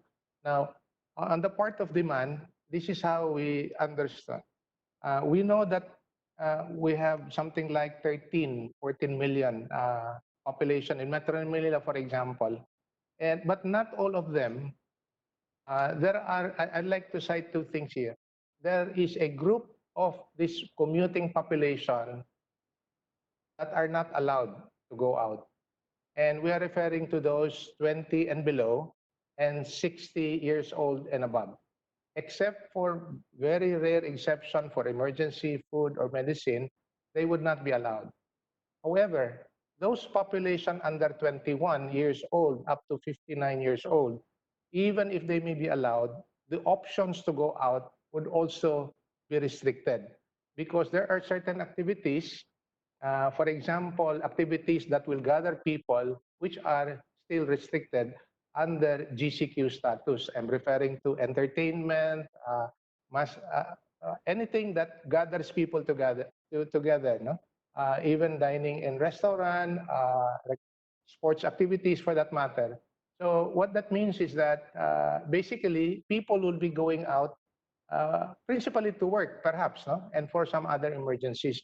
So the numbers po, if I now go to the numbers, we're looking at something like 30% of the population, the commuting population before that we would expect would be going out. But then again, as I mentioned earlier, and that would be something like 3.5. Just a moment. I think we would like a particular response. Thank you, Madam Chair. Chairman Delgra, ang tinatanong ko po yung mga workers natin at gusto kong i-follow up po ito. Marami po tayong mga nagtatrabaho po sa mga export processing zones natin sa Cavite, sa Rosario, marami din po sa Santa Rosa, Laguna, at ito po ay sumasakay sa mga shuttle buses na provided po ng kanilang kumpanya at alam ko po, meron po kayong prangkisa rin dito, yung ba mga shuttle buses nating para sa mga empleyado na nasa export processing zone, kailangan din tumalima doon sa 50% seating capacity? To answer the question directly, Senator Tolentino, opo. Because as we have made mention earlier, the principal consideration, even in public transport, would be public health. And having said that, they will have to run on half the normal capacity. If I may just pursue that point that was raised by Senator Tolentino on the shuttle service, because there is a benefit to those public transport running on routes. A good point that was raised by Senator Tolentino, and I would like to make this suggestion, especially to those companies in economic zones, that if I may, and this is our appeal, to utilize shuttle service for at least two reasons. One, makakasiguro, or at least three, makakasiguro yung kumpanya na dadating talaga sa oras yung mga empleyado nila. Pangalawa, and I would like to appeal, baka pwedeng ilibre ng mga kumpanya para naman dagdag gastos doon sa mga empleyado na pag pupunta sila sa trabaho sa kanilang mga kumpanya. Pangatlo, from a public transport point of view, maibsan ang pressure sa mga trabahante to take the public transport on the regular route. Kasi dedicated na yung pagbiyahe nila galing sa bahay papunta sa kanilang pinagtatrabahuan. So in a way, we are actually suggesting and encouraging the use of shuttle service, especially doon sa mga economic zones or even those outside of economic zones na may mga kumpanyang allowed to go back to work. Okay, thank you, Lang po. Chairman. Go ahead, Senator. Perhaps Chairman Delgra, ikaw dapat yung sumulat kasi yung mga shuttle buses sa mga export processing zones, kalimitan po dyan, ang nagpapatakbo niyan ay yung mga bus operators din natin. I'm sure you have records of this. Having said that, Senator Tolentino, we actually have expressed that suggestion to the bus operators when we had the consultation several times already. So I'm just saying that for everybody who may not have at least came across that idea of getting Chairman, shuttle service for the employees. Thank you po. Let's talk about particulars here also.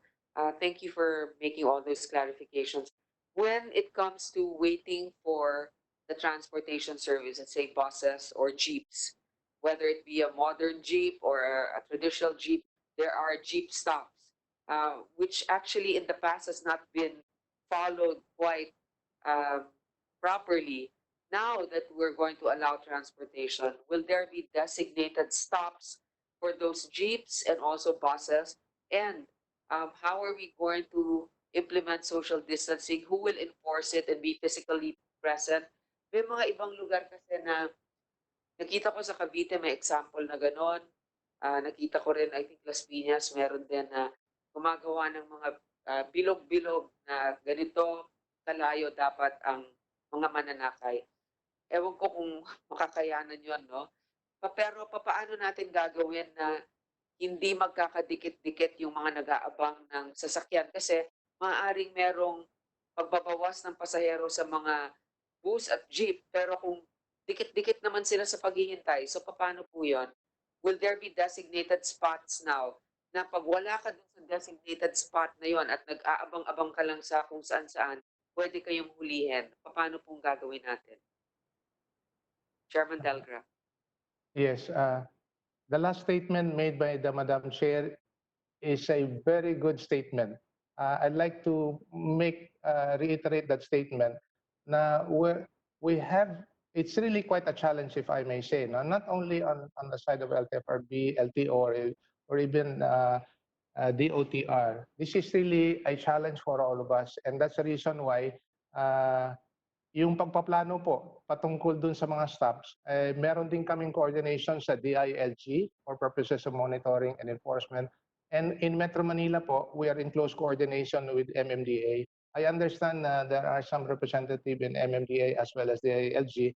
They might also would want to expand on this. And I'd like to concur to the last statement of the Madam Chair na we need to follow strictly na yung sinasabing stops, because in these stops, whether jeepney stop or bus stops, that is where we need to start in terms of compliance to social distancing measure. At pinaplano po din natin pagdating dito sa, for example, sa EDSA, may pinaplano na rin po patungkol dun sa mga bagay-bagay na yan. So perhaps some other resource person can probably expand on those. Thank you, Chairman. I think I would like to hear from the, okay, before I call Senator Kiko was raising his hand, I think we need to get that clarification from the DILG and the MMDA. Ano ang magiging stops ngayon, lalong-lalo na sa EDSA ba, may stops pa? Ano lang ang papayagan doon? At sa DILG, paano naman ang enforcement?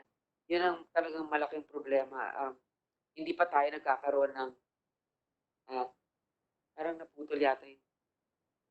I think MMDA General Manager Garcia is here on board.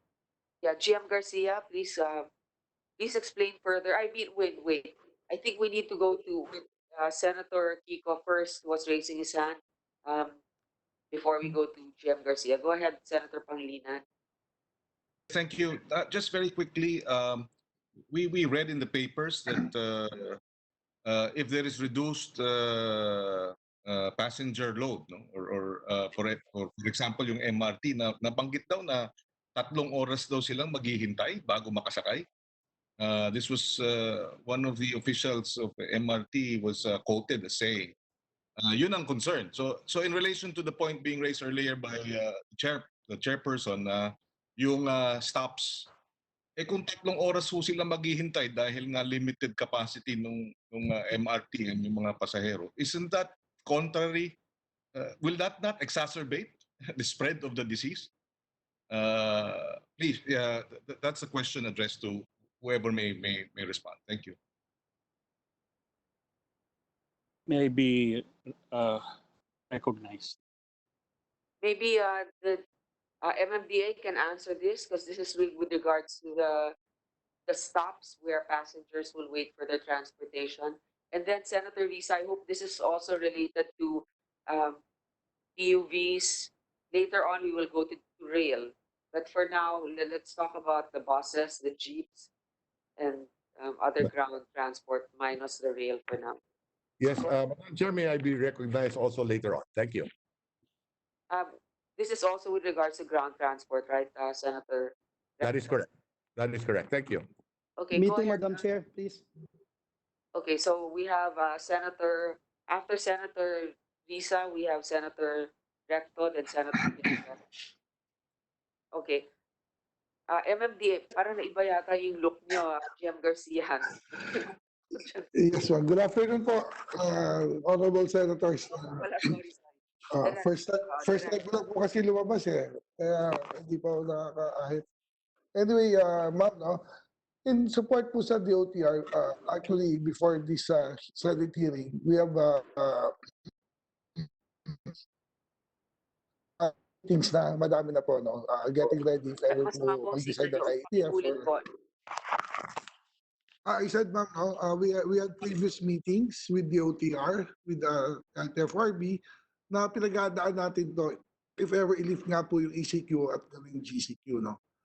Sa ano po, pagdating po sa physical distancing, sabi nga ni Chairman Delgra, number 1 natin dito is really yung health issues before yung transportation talaga, no. So that's why ang DPWH po, katulong namin, maglalagay tayo ng mga bus stops po, no, na meron ng mga markers for physical distancing. Hindi na po pwede yung dating ginagawa ng mga kababayan natin na sa kalsada umihinto at nagpapara, talagang they need to follow, no, na pumila ng tama. And I think, no, this is the right time na mga pagbabago natin sa ating transportation. Yung sinasabi nila na mas tatagal po ang biyahe dahil lilipat pa, no, dahil may mga sariling route na. Yung EDSA po kasi, halos lahat po ng buses natin north to south or south to north, diyan dumadaan sa EDSA. No? So ngayon, ang gagawin po natin sa EDSA is parang connector na lang. Meaning, every kalsada may route po ng mga bus and then bababa sa dulo. So mas bibilis po ang biyahe nila kasi madedecongest po yung EDSA natin. And then second po, kaya po minsan nakikita natin po nung puno lagi ang bus dahil ang tagal ng turnaround. Sometimes it took them 3 hours from north to south. Pero kung yan po iruruta natin ng kanya-kanyang kalsada, mas bibilis po yung turnaround ng mga buses at we think na mas kakasya po yung ating mga pasahero. And regards naman po doon sa LRT na 3 hours, we're not really sure about the time. Hindi ko po alam kung paano yung kwenta ng MRT management. Pero for us po kasi, kung ilelesen po ang capacity ng ating mga PUVs, tama po si Chairman Delga again, na yung mga tao pong lalabas is bababawasan talaga ng malaki during GCQ. So yan pong mga paghahanda namin, iniikot na po namin, may mga TWG na kami umiikot sa mga designated bus stops. Hindi na rin po pwedeng every 1 kilometer hihinto tayo. Kailangan talaga strategic po ang ating mga paglalagyan ng mga bus stops para at least matuto talaga yung ating mga kababayan ng tamang disiplina. Of course, may guidelines po ang DOH. Yan naman ang sinusunod natin lahat dahil nga ang importante talaga rito, yung safety and yung health. So far naman po, based sa mga meetings po namin nung nakaraan with DPWH, infrastructure po dyan, and DALG, to safeguard yung ating mga bus stops. I think of course, kung magsisimula tayo ng soon, may birth pains yan, pero we think this is the right time na pagbaguhin natin ang behavior. Okay, meron nag-text sa akin, yung Alabang Fairview na pasahero, bababa sa kanto ng EDSA at sasakay siya hanggang Ayala. Tapos hahanap na naman siya ng bus papuntang Alabang. Bali, 3 sakay ito. Tama po. Bali yung connectivity nga po ang gagawin natin. Kasi before, kung galing ka ng Fairview going to Alabang, it will take you at least 3 hours dahil sa dami ng dumadaan sa EDSA ng traffic. Ngayon, kung yung mga buses po natin, let's say 4,000 yan, almost 70% yan dumadaan sa EDSA. Kung babawasan po natin yan, bibigyan natin ng sariling ruta lang ang EDSA na umiikot lang sila. Parang lutod na lang ang EDSA natin. Pag galing sila ng Fairview, bababa sila sa isang connector ng EDSA, sakay sila doon, then doon sila sa dulo, going to south, then baba, then lipat ulit. Yung biyahe po nila, kahit na lumilipat-lipat sila, mas bibilis yan kasi madedecongest po yung kalsada natin. Kasi hinati-hati na natin yung number of buses sa mga ruta. So for us, even the capacity of the buses, mas madadagdagan yan kasi yung turnaround po ng ikot nila mas bibilis kasi doon lang po sila sa kalsada nila iikot. So of course, may change yan kahit sa ibang bansa po. Pag pumunta naman kayo sa isang lugar, except for P2P, talagang bababa ka at lilipat ka. And also, I think this is the right time also to maximize our terminals outside Metro Manila. Yung dati pa po namin pinupush, at least kung ang provincial buses mo may hinto ang terminal at ang papasok ulit yung mga city buses lang natin, mas sala rin na imbis sa kalsada nagche-checkpoint, meron silang isang place na iipunin natin na dito i-check yung temperature nila, i-check kung talagang sila ba karapat dapat na bumiyahe. Okay. So, madadagdagan talaga yung palipat-lipat. Naiintindihan ko yan para meron talagang definite routes. Hindi pwedeng lahat nag-e-express, Pero, ang mangyayari, tataas ang pamasahe ng mga kababayan natin kasi syempre 3 lipat. That's why, I don't know to LTFRB, ma'am. Kaya nga ang suggestion din namin nung nag-meeting kami, pwede siguro ang computation ng pamasahe is yung distance, kumbaga may minimum fare lang para at least i-compute mo man yung totality, hindi ganun kalaki difference kasi yung number of kilometers naman ang binibilang. At least bibilis po ang biyahe nila at mas conveniente rin po sa atin kahit rush hour po. Hindi natin makikita ang tao na naiipon sa bus stop kasi nga mabilis yung turnaround. Okay. Thank you, Mr. Garcia. Siguro tatanungin na, payagan na natin ngayon si Senator Montiveros, I think, Secretariat Montiveros, and then Senator Recto again, and then Villanueva. Senator Risa Montiveros, please. Thank you, Madam Chair. Natutuwa po ko dun sa ilang binabanggit ni na Chairman Delgra at saka ASEC De Leon tungkol sa mga routes, tungkol sa special permit, saka tungkol sa shuttle service, which is an advocacy I support, pati dormitories kasama ng employer responsibilities sa mga employees. Kay Chairman Delgra po yun. At yung kay ASEC De Leon naman yung binanggit nilang tap cards na ngayon pa lang ginagamit ng ilang mga bus company bilang fare collection system. Alam natin sa ibang mga bansa, that addresses the concern of yung mga paper currency, mga coin na pwedeng magkalat ng sakit. And sa ibang mga bansa, sa kanila nga single prepaid card ginagamit para sa multiple transport modalities. Mabuti pinag-usapan na ng LTFRB at ng DOTR ito kasi these would take care both of safety precautions now at pwedeng pag-practicean kung pwedeng, if those modes were, pwede siyang maging permanent na bahagi ng new and better normal sa transport. So tanungin ko lang po si Chairman Delgra, follow-up. Kanina pinag-uusapan niya yung mga ruta. So sa ngayon alam natin na there are an estimated 433 bus companies operating 805 routes. And jeepneys serve 785 routes dito lang sa Metro Manila. Interested po ako kung iniisip na rin po ng LTFRB moving forward kung paano i-rationalize itong mga routes, i-address din yung mga nirereklamo, halimbawa na iisang prangkisa ay tumatawid ng one route across LGU boundaries. And then related din sa sinasabi ni Chairman Delgra kanina, we assume that 1 million person are considered essential workers. Ito estimate na Move Metro Manila. Ano kung magsalita ako? Hello, Chair. Ibig sabihin, 2 million daily travelers will be undertaking over 4 million trips in a day. So if we can assume na 20% of those gagamit ng private motor vehicles, so malaking majority, 80%, gagamit talaga ng public. So thinking forward and observing pa rin the health protocols over the short and medium term, yung rail systems ba makaka-provide ng mga 600,000 trips? Yung 1.6 million trips ba mapoprovide ng mga government contracted buses, minibuses, vans, modern jeepneys? Yung po walking and cycling na binanggit na rin ni Chair sa simula, can they be promoted to cover, say, 500,000 trips? At yung mga taxis at TNVSs, pwede bang mag-handle ng 500,000 trips? Siyempre, lastly po, Chairman Delgra, yung mga medyo hindi na pag-uusapan nyo ng mga tricycles, mga pedicabs, baka pwede silang i-consider pa rin na last mile, pangtawid lang ng mga may problema sa access or may disability para makakonekta sila sa larger transport networks natin. So could I seek the comments of LTFRB dun sa mga pwedeng maging bahagi ng new normal moving forward based sa mga ibang safety precautions na sinusubukan na ngayon ng LTFR. Okay, thank you, Senator Risa.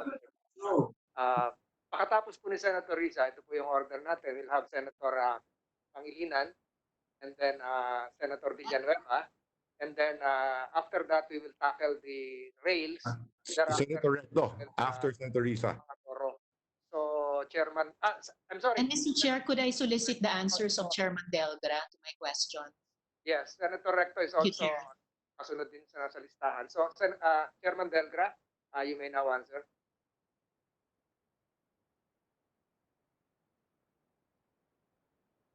Is still there, Chairman Delgra? I'm sorry, I was mute. Anyway, there were a couple of Queries of Senator Ontiveros. yes. Can you hear me now, please? Yes, can hear you. Okay. There were a couple of issues that were raised, very relevant and valid issues that were raised by Senator Ontiveros. And permit us to, I hope I did not miss any of them, But on the last item that you have mentioned about the tricycle, and as I have made mention earlier, we would like to defer the matter to the DILG. But this much we can say, under the DOTR guidelines, that the tricycles are still allowed, again, under certain requirements, under certain restrictions. And I would defer the explanation on the use of tricycle to the DILG and perhaps to the DOTR road sector.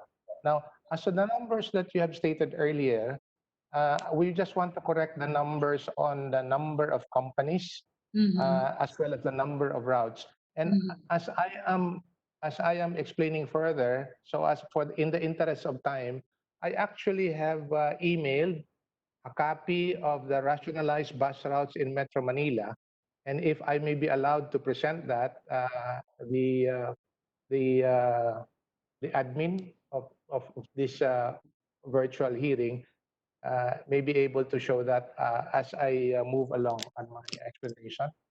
Now, as to regards the number po, the bus routes or bus units in Metro Manila, may mga 4,600 thereabout.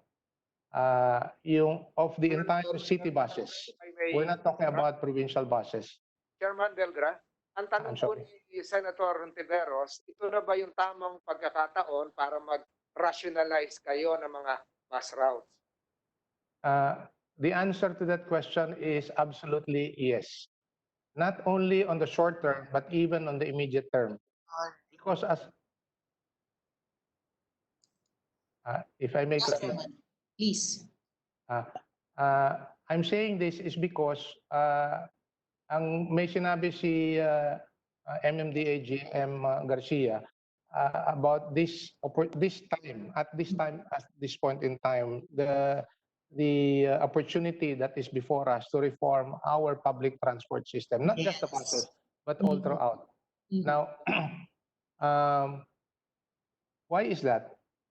Right now, there are no public transport running on the road. And therefore, once we start allowing public transport on the road, it will still be, if I may borrow the term of Madam Chair earlier, calibrated in terms of having to deploy public transport. Calibrated in terms of need, calibrated in terms of route, calibrated in terms of how we're going to ferry essential workers from their residence to the place of work. Now, having said that, yung sinasabi pong number of units, itutuloy ko lang yung sinasabi ko para malagyan natin ng big picture. What do you call that? Imahen ang ating public transport sa Metro Manila. There are actually about 4,600 city bus units covering 96 bus routes po. Hindi po 800 plus na rota. 96 bus routes. Now, as mentioned earlier by GM Garcia, when we rationalize the bus routes, we are actually increasing not only we're actually increasing the efficiency, but at the same time shortening travel time, so that the efficiency of our buses, the bus service, given the shorter travel time, would have an increased number of trips. That said, we're looking at an increase in ridership as well.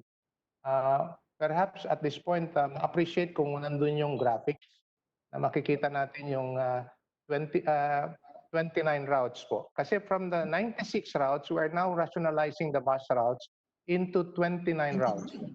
I would like to emphasize EDSA, because EDSA is a main corridor. And nangyari po na out of 96 routes, 61 of these passes through EDSA. Ibig pong sabihin nito, it does not start or end at EDSA, at whichever point in EDSA. It passes through EDSA. And that's the reason why it's a daily picture that we see na yung traffic congestion, lalong-lalo na sa mga buses, makikita natin sa daan. And therefore, the need for increased efficiency. That's why we're looking at a system now where there would be a dedicated EDSA bus service. where all the other bus routes coming from wherever, north, south, east, southeast, southwest, will now converge into EDSA as the main corridor. Yun po ang plano na nailatag ng DOTR at saka LTFRB, again in consultation with the other concerned agencies. Yes po. Ang question siguro ni Senator Risa is, will you take that opportunity now? Will you implement it now? Yes po. To create a new and better normal. Implement ngayon. Yes po. Our answer earlier is that absolutely yes, starting May 18. If that would be a short and direct answer to the question po. Senator Risa, satisfied? Thank you, Mr. Chair. Oo, aabangan ko rin po yung kopya nung full presentation na sinabi ni Chairman Delgra kanina, and look forward to our working with the LTFRB moving forward, lalo na with the stakeholders in the transport sector, public transport. Thank you, Mr. Chair. Unfortunately, we cannot interconnect the presentation because of our limited technological capability here. So, papadala na lang siguro yan, Senator Risa. Salamat, Mr. Chair. Let me express also, we have bus operators, I believe, as resource persons. I understand or also advocates for the transport sector. Ngayon po kasi nasa sitwasyon nga tayo ng emergency. I know that, and I can understand why there's not been enough consultation, although there should be.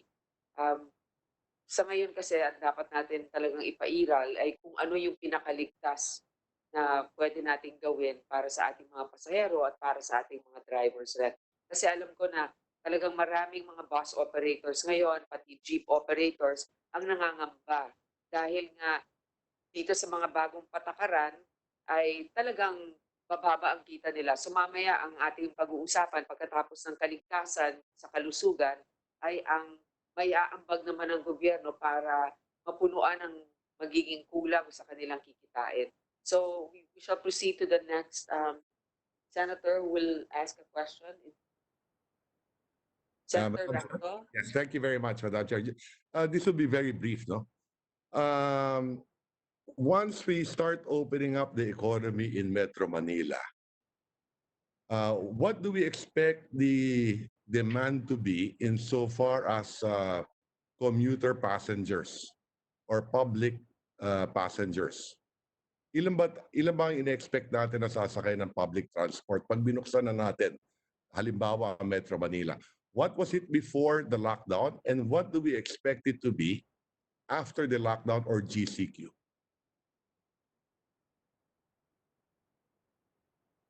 Do we ask the MMDA or the Transport Department? Please, anybody who can answer the question of Senator Recto, the concerned agency. Okay, if I may. Yes, please. Please go ahead. Okay.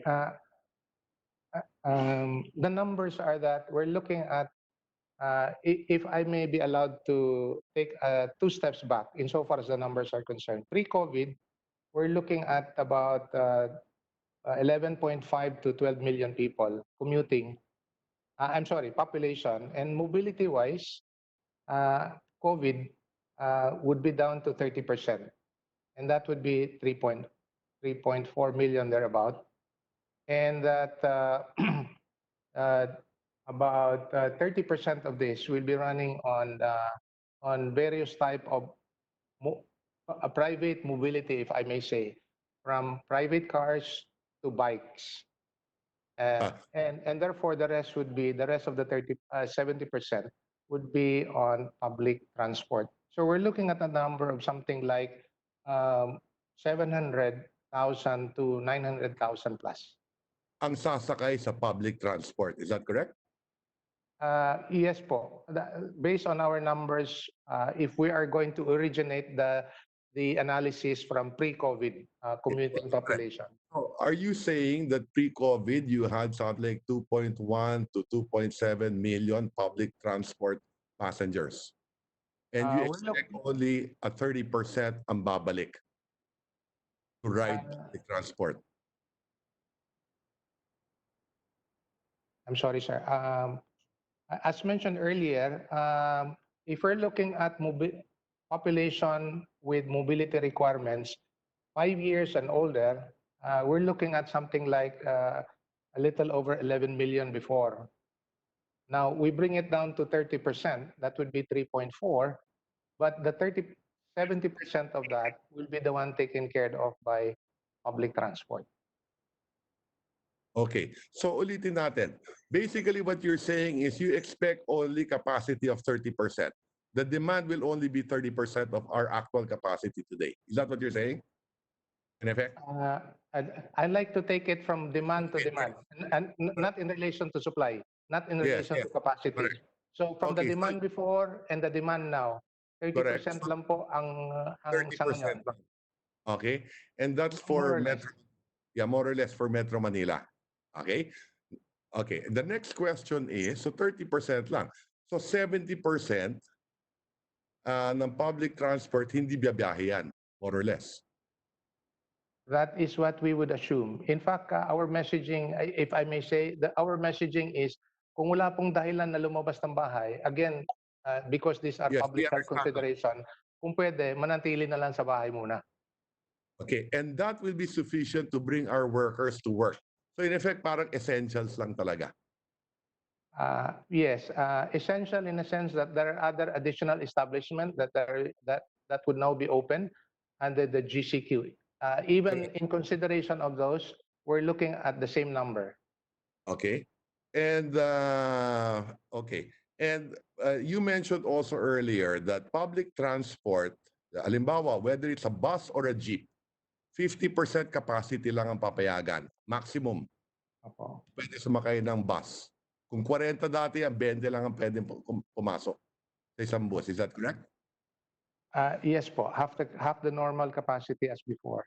Okay. Now, if do you expect fares to increase? Ang sabi nyo kanina, hindi tataas ang pamasahe. Tama?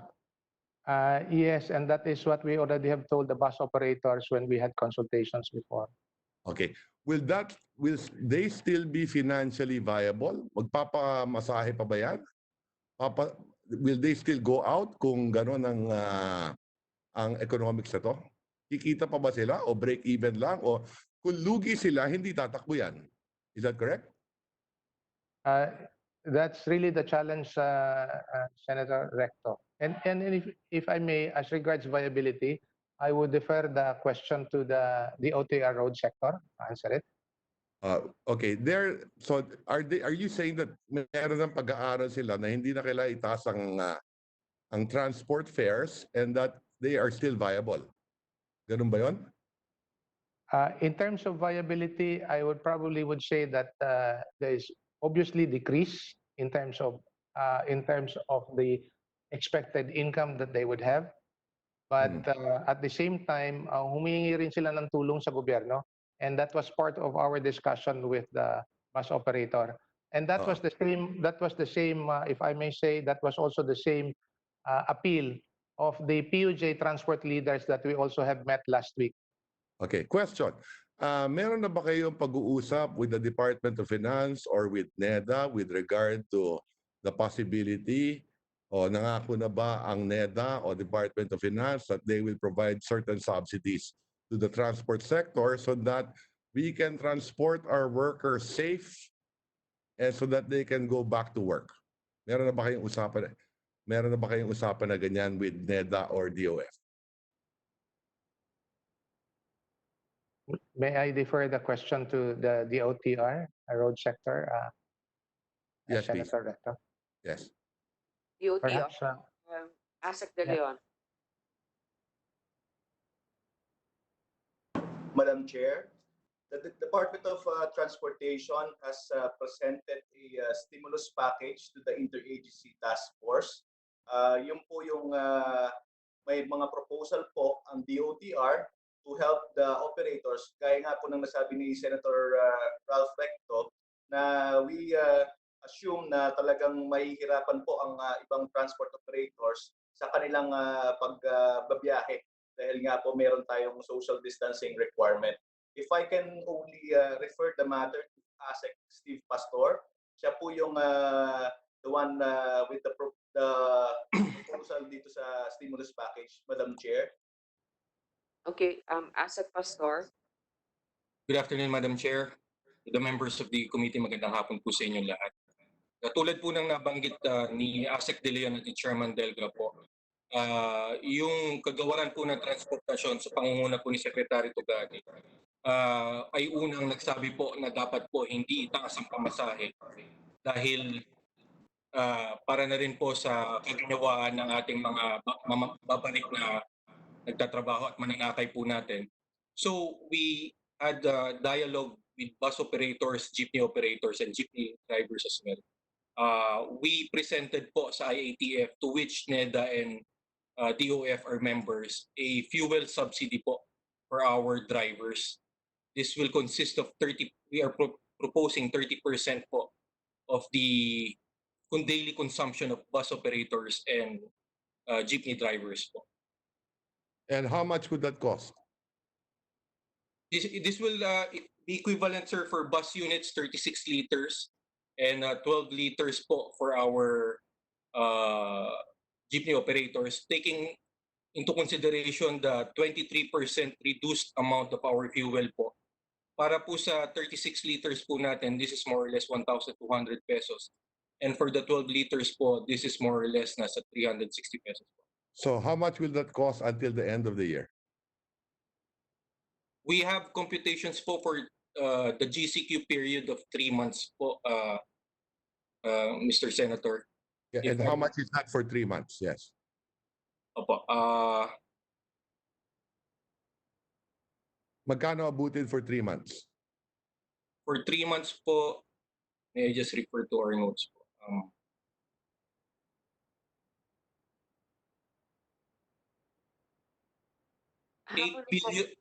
8.8 billion po, Senator Recto. And that's only for Metro Manila? This is for the nationwide po. Nationwide. So every 3 months, roughly 8 to 9 billion. Tama po, Senator, sir. You're requesting a subsidy from the national government of that amount. Yes, sir. We also submitted this stimulus to the lower house, to the House of Representatives. Okay, now question. Assuming hindi mapagbigyan yan ng national government, assuming kulang ang pera natin, what do you do? Will you increase fares? We are relying for the answer to that, sir, to LTFRB being the regulatory board for this. So at the end of the day, dalawa lang naman yan. If it is not viable, kung lugi yan, it's either we subsidize a bit or you increase fares, no? Or maybe the solution might be somewhere in between as well. Maybe little increase in fares later on. And that's for jeeps and buses. You know, we're just taking notes, okay? And you expect also that the lifting from ECQ to GCQ, 70% mababawasan ang commuter sa kalsada. So 30% lang ang madadagdagan. Yes. Yes, Senator. Tama po. Okay. And for how long will that be? Do we expect that to be for 3 months only or also more or less until the end of the year? Or do you expect that by December, halimbawa na sa 50% na tayo? The answer to that question, sir, will be more of a policy direction really from our IATF. And we will defer po to the position of IATF on that matter. Okay, so wala pang pinag-uusapan tungkol dyan. In effect, hindi pa napag-uusapan yan. So it's only 3 months pa lang. We can only see ourselves 3 months from now. Insofar as our level is concerned, sir. Yes, sir. Insofar as the IATF is concerned as well. Kasi that's what you submitted. They asked you to submit siguro for the next 3 months. Parang facing siguro. This was our proposal po, sir, to IATF, sir, for the 3 months period po. Yes, sir. Okay. So thank you very much, Madam Chair. I will no longer ask questions on buses and jeeps, maybe at the rail later on, and shipping. Thank you very much. Actually, thank you, Senator Rack. Before we proceed with Senator Bong Revilla's questions, I would like to ask something in Madam Chair. relation to subsidies because I understand that Secretary Bello of DOLE, which I'd like to thank for attending our online hearing today, has to attend. He has to attend. Oh, he had left already. Kasi tatanungin sana natin tungkol dito sa Tupad program dahil ang narinig natin, yung mga names ng mga displaced bus drivers ay nasubmit ng mga bus companies. Pero nag-announce na ang DOLE na wala na silang pera para sa Tupad program. Meron pa bang representative ang DOLE sa ngayon dito sa hearing natin? Wala na. Wala na itong isang bagay na dapat natin Can give you talakayin, some Senator figures, Joel. Madam Chair. In relation to this, yes, Senator Joel. Yes, Madam Chair. First of all, I would like to thank Senator Recto for raising those questions because most of my questions were already answered. But I wanted to ask some clarificatory questions. But before that, let me give you, Madam Chair, the programs being implemented by DOLE. There are 3 programs, no, for the formal sector, yung COVID-19 Adjustment Measures Program. And ito po yung pagbibigay ng 5,000 sa mga empleyado na hindi makaalis at hindi makabiyahe at po pwedeng bigyan ng ayuda ng ating pamahalaan. 5,000 po ito at yung isa naman yung binabanggit ni Madam Chair, yung tupad o tulong pangkabuhayan para sa ating mga disadvantaged, displaced workers. Ito naman po ay trabaho for 10 days at binibigyan ng sweldo according dun sa minimum wage rate ng kanilang lugar.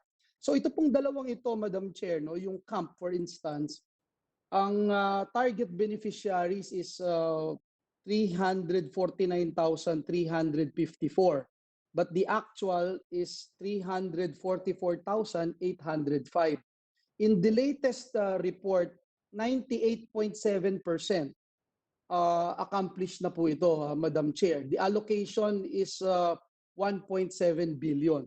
Doon naman sa tupad, 220,320 po yung actual na tina-target at as of this time, 93.4% o 966.5 million as allocated ay 93% po dyan ay accomplished na. So Madam Chair, halos wala na pong lugar para makapag-implement, continue mag-implement ang ating DOLE dito sa dalawang programa na ito. And that's why we have been sounding like a broken record because if you look at the request of DOLE, 7.8 billion po yan. Ang na-release pa lang po up to this time is 4.2 billion. So I hope matignan po natin yan at ng ating pamahalaan para nang sa ganoon makatulong din po itong dalawang programa na ito na maaaring mabigyan ng ayuda ang ating mga kababayan sa transport sector. If I may, Madam Chair, no, we were talking about on another note, if it's okay with you, if I could go to my clarificatory question. Sure, regarding what, Senator Joel, in relation to our discussion? Yes, in relation to also our like to say that, discussion. if Secretary Bello is back online, please identify that you, please let us know that you are online again. I heard that you're about to come back. Senator Joel, go ahead, please.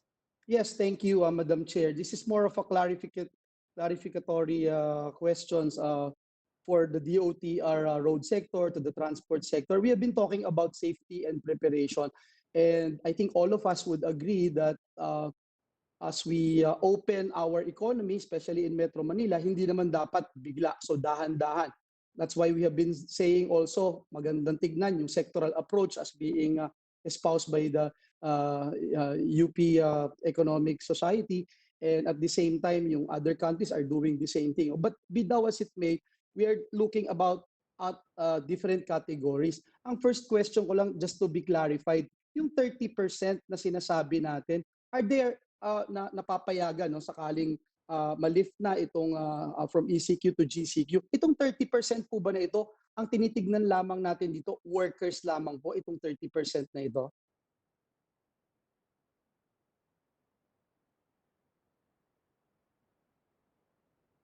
Senator Joel, who are you directing your question to? To the DOTR road sector, because we are talking kanina, Madam Chair, as propounded by our distinguished colleague from Cavite, if we're talking about 250,000 workers, are we ready for it? So now the 30% that we're talking about, napapayagan po natin, are they all workers?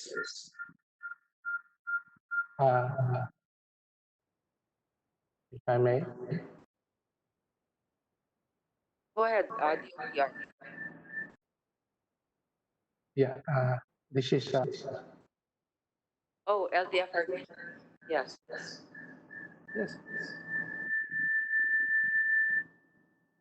Yes, Chairman Delgra. yes po. If I may. Yes, please. Kami po yung nagbanggit ng porsyento ng mga populasyon na pwedeng lumabas at kukuha ng public transport. We're not, well, probably mostly workers will be going out to work, but we're not also discounting other people who may be allowed to work, but with fewer option to go out of their houses because of restricted activities. Be that Okay. as it may, we already have made some computations also on our capacity to address the expected demand, depressed as it may be. We are looking at, insofar as across the modes of public transport, from buses, P2P, PUJ, UV, and shuttle service, in the numbers that we're looking at, sapat po siya na tutugon doon sa expected demand. Among other things, you might be wondering why sapat, given yung sinasabi natin kaninang yung dati na ayaw na natin balikan, yung turnaround na matagal, yung rationalization of the bus routes actually will increase the number of trips per route. And for whoever will run that route, whether it be a bus or a jeepney, hopefully will take in more passenger because of the increase in the number of trips. Yun po ang paningin namin dito. So we're not just looking at demand in relation to the number of units, but rather making the use of this unit efficient so that it can run regularly to address demand, even in the short term and even in the immediate term. Well, thank you, Chairman Delgra, no? And I appreciate your answer. I'd like to put on record that we support yung rationalization. But when you talk about the 30%, so you're saying it's not just workers, but also yung mga publiko na nangangailangan lumabas. And if we talk about workers, we also wanted to point out ito lamang yung mga essential sectors. Now, what I wanted to emphasize is the fact that if, for example, a company would have a mechanism na kanina binabanggit nyo po, yung paggamit ng shuttle buses ng point to point, siguro kahit hindi siya ganoon ka masyadong essential yung sektor niya, ngunit maayos naman po yung kanilang kalagayan. Present, ako, Senator, present. Inyo po ay inyo pong papayagan at nire-recommenda na to go on, Mr. Chairman. In answer to the question of Senator Villanueva, yes po. In fact, we're encouraging the use of shuttle service. But then again, there are limitations as to how they travel. As mentioned earlier, there are challenges from GCQ to GCQ. Pwede naman din po. Pero mahirap naman din po na from GCQ, we don't allow to pass through the public transport through GCQ area para makakarating doon sa kabilang dulo na GCQ area. Yun po yung mga challenges na nakikita natin dito. In general, sa public transport system po. Senator Joel, Chairman, yes. Secretary Bello has already indicated that he's back online. Maybe we can direct our questions to him now before he leaves again. Okay, I will defer to the Secretary of Labor. Kanina ako yung naging spokesperson mo, Secretary. Ay, thank you, Senator. Okay, go ahead. Yung question ko muna, no? Tapos sa kay Senator Joel yung ibang follow-up. I'm sure he's more knowledgeable about this. Kasi yung mga pangalan ng mga bus drivers po na submit sa inyo nung March pa lang. Pero ang sinasabi, ay hindi, the names were submitted by bus companies for assistance in TUPAD program, but you've announced that you no longer have funds. Ilang porsyento po ba ng mga bus drivers natin ang hindi nabigyan ng tulong dito sa TUPAD program? At ano pong magagawa natin ngayon? Wala na po ba talagang pondo itong TUPAD? Actually, Senator, yung mga bus drivers, they are the responsibility of the Department of Transportation and DSWD. Kasi tinanggal na po sa amin yung tupad, yung tulong panghanap buhay sa mga disabled. Nilipat po sa DSWD. So nawala na po sa amin yon. Kaya hindi po namin na-cover po yung mga transport drivers po. Actually, oo, yun din ang pagkakaalam ko. Parang sa DOTR talaga dapat yung mga subsidy nun, di ba? Pati sa LTFRB. Sige, so moving along, Senator Joel, being the chair of the Labor Committee, do you have any other follow-up questions? I think that's pretty clear that bus drivers are not under the TUPAD program for now. Yes, thank you, Madam Chair. Secretary Bello, we made mention kanina of the reports given to us by DOLE, yung CAMP, yung TUPAD, 90 plus percent, 98% yung isa, yung CAMP, 93% yung TUPAD. So, ang tanong ko lang po, Secretary, binanggit ko po kasi kanina na ang hiningi ninyong pondo ay 7.8 billion pero ang na-release lang ay 4.2 billion. Ang tanong ko po, yung natitira po ba, ano ho ba ang pag-uusap ninyo with DBM? I-release pa ho ba ito para ma-attain ninyo yung request ninyo na 7.8 billion? At kung na-release naman po, ilan pa ho yung matatarget dito sa natitira na programa po ninyo?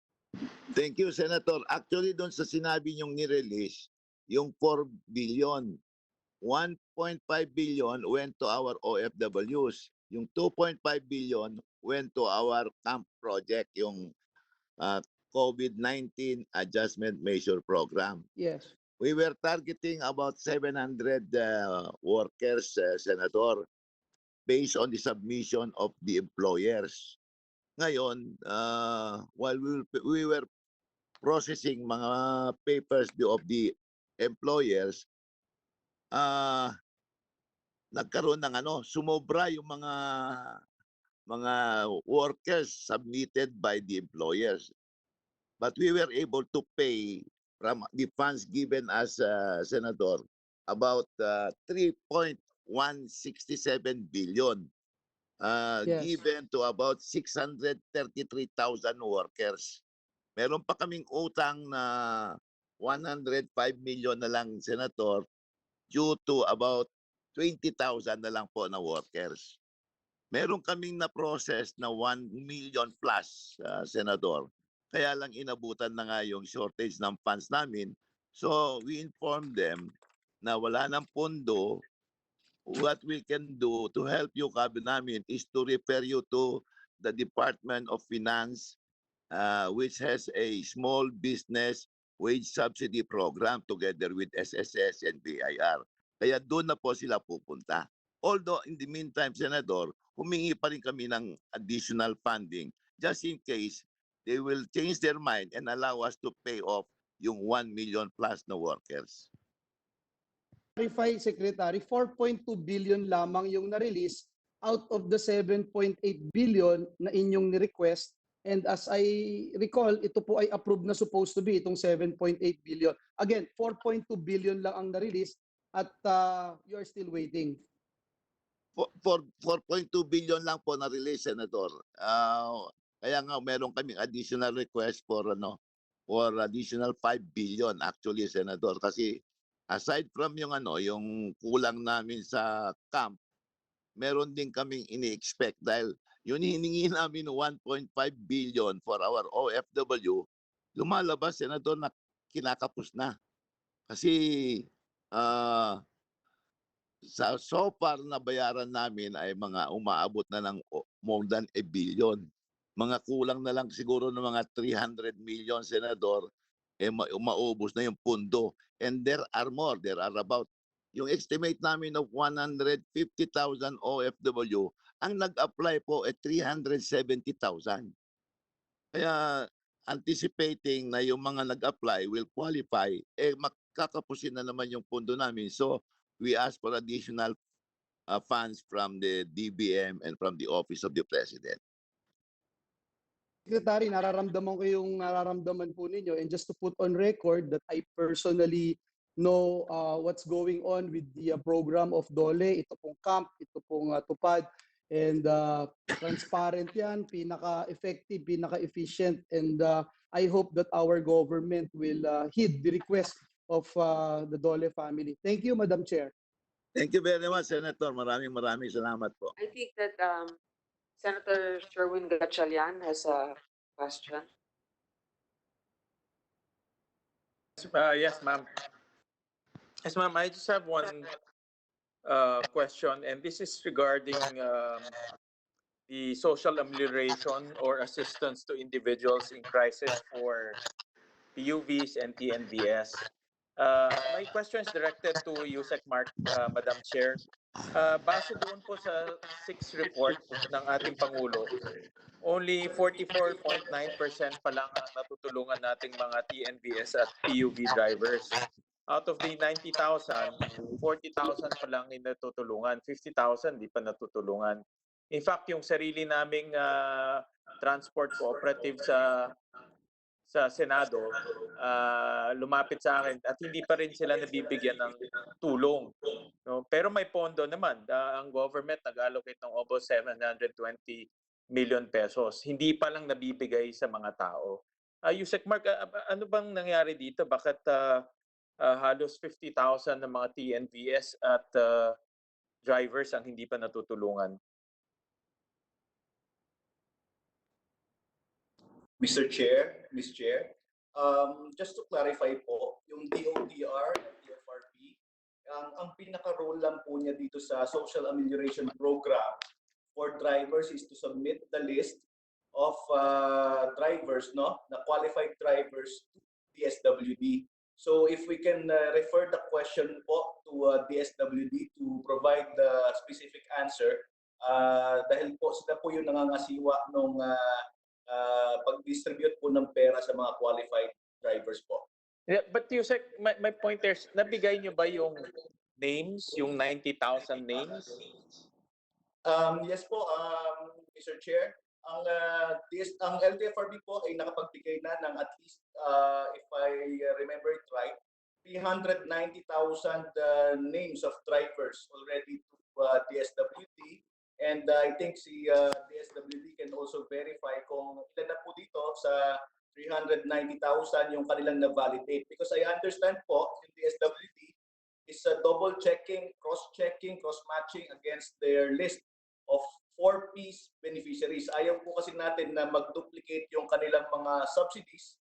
And it's the DSWD po who decides kung sino po yung mabibigyan based on the list that is submitted by LTFRB.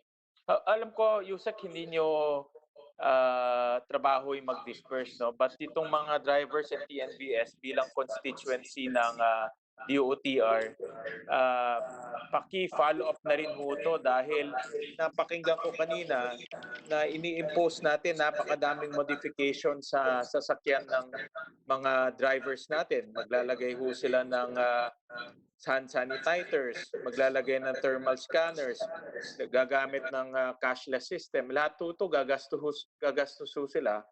Pero hanggang ngayon, kalahati pa lang ng ayuda ang nabibigay ho natin sa ating mga drivers.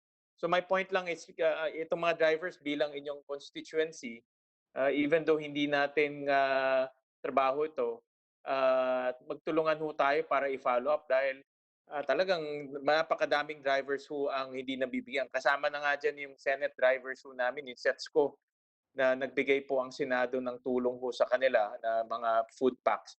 But of course, ang inaantay nila yung mas malaking cash na tulong para sa kanila.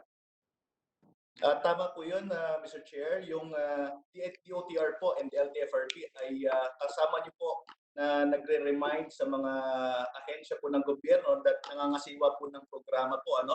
At katulad na rin po ng pagre-remind na yan, kami rin po sa DOTR, sa pamumuno po ni Secretary Tugade, is also the one giving proposal sa DSWD kung paano pa mas mapapabilis yung pagbigay na ito pong ayuda para sa ating mga drivers. Sa katunayan nga po ay napirmahan po namin ng isang kontrata with the DSWD and the LTFRB with GCash para mas mapabilis yung pag-distribute ng pera doon sa mga TNVS drivers and also sa mga MC taxi drivers kasi yung mga driver po na yan may mga GCash accounts na. So those are the innovations na tinitingnan po ng DOTR, LTFRB and DSWD kung paano po mapabilis yung distribution po ng kanilang mga ayuda. So what you're saying, Yusek, is binigay nyo 390,000 na pangalan, of which binawasan nila to 90,000 ang na pangalan, of which ang bigyan lang nila mga 40,000 pa lang. Ganun ba, Yusek, ang nangyari? Ang nangyayari po, Mr. Chair, ongoing po yung mga ginagawang validation ng DSWD as against do sa full list na binigay ng LTFRB. So if we can only ask po yung DSWD kung ano po yung latest na numbers na kanilang na-validate and also Chairman Delgra can also verify kung ilan na po dito yung certified list ng drivers na meron silang hawak from DSWD. Well, in any case, no? Madam Chair, Excuse Senator me. Win, may I interject just 30 seconds? My colleagues, just 1 second, Senator Villanueva. We are going through. We are discussing now the benefits for the drivers, which is very crucial. Yes, On the this is other very hand, crucial. We need to focus I'm on, talking about the figures, after Madam all, Chair. Senator Villanueva, one minute, please. Yes. What we need to focus on are the safety measures first of our transportation. So we will go back to whatever social amelioration packages for the drivers later on. Because I'd like to move on first to the safety protocols, for example, for the rail sector now, and also for other TNVS operations. So Senator Joel, very briefly, if you have any additional for the labor sector, what other benefits is needed. But there are others that are leaving for an IATF meeting. That's why we need to get the safety protocols first. Senator Villanueva, go ahead, please. Yes, Madam Chair, thank you for pointing that out because that's the main reason why I wanted to say something because when it went back to me, all I know is that we're going to talk about the labor sector. So I have yet to point out my clarificatory questions to the amelioration program, etc. But thank you, Madam Chair. I'll be waiting. Thank you. Madam Chair, that's it for me. No, I just want to remind the DOTR, kahit na ho hindi ho to trabaho ng DOTR, but they're your constituency.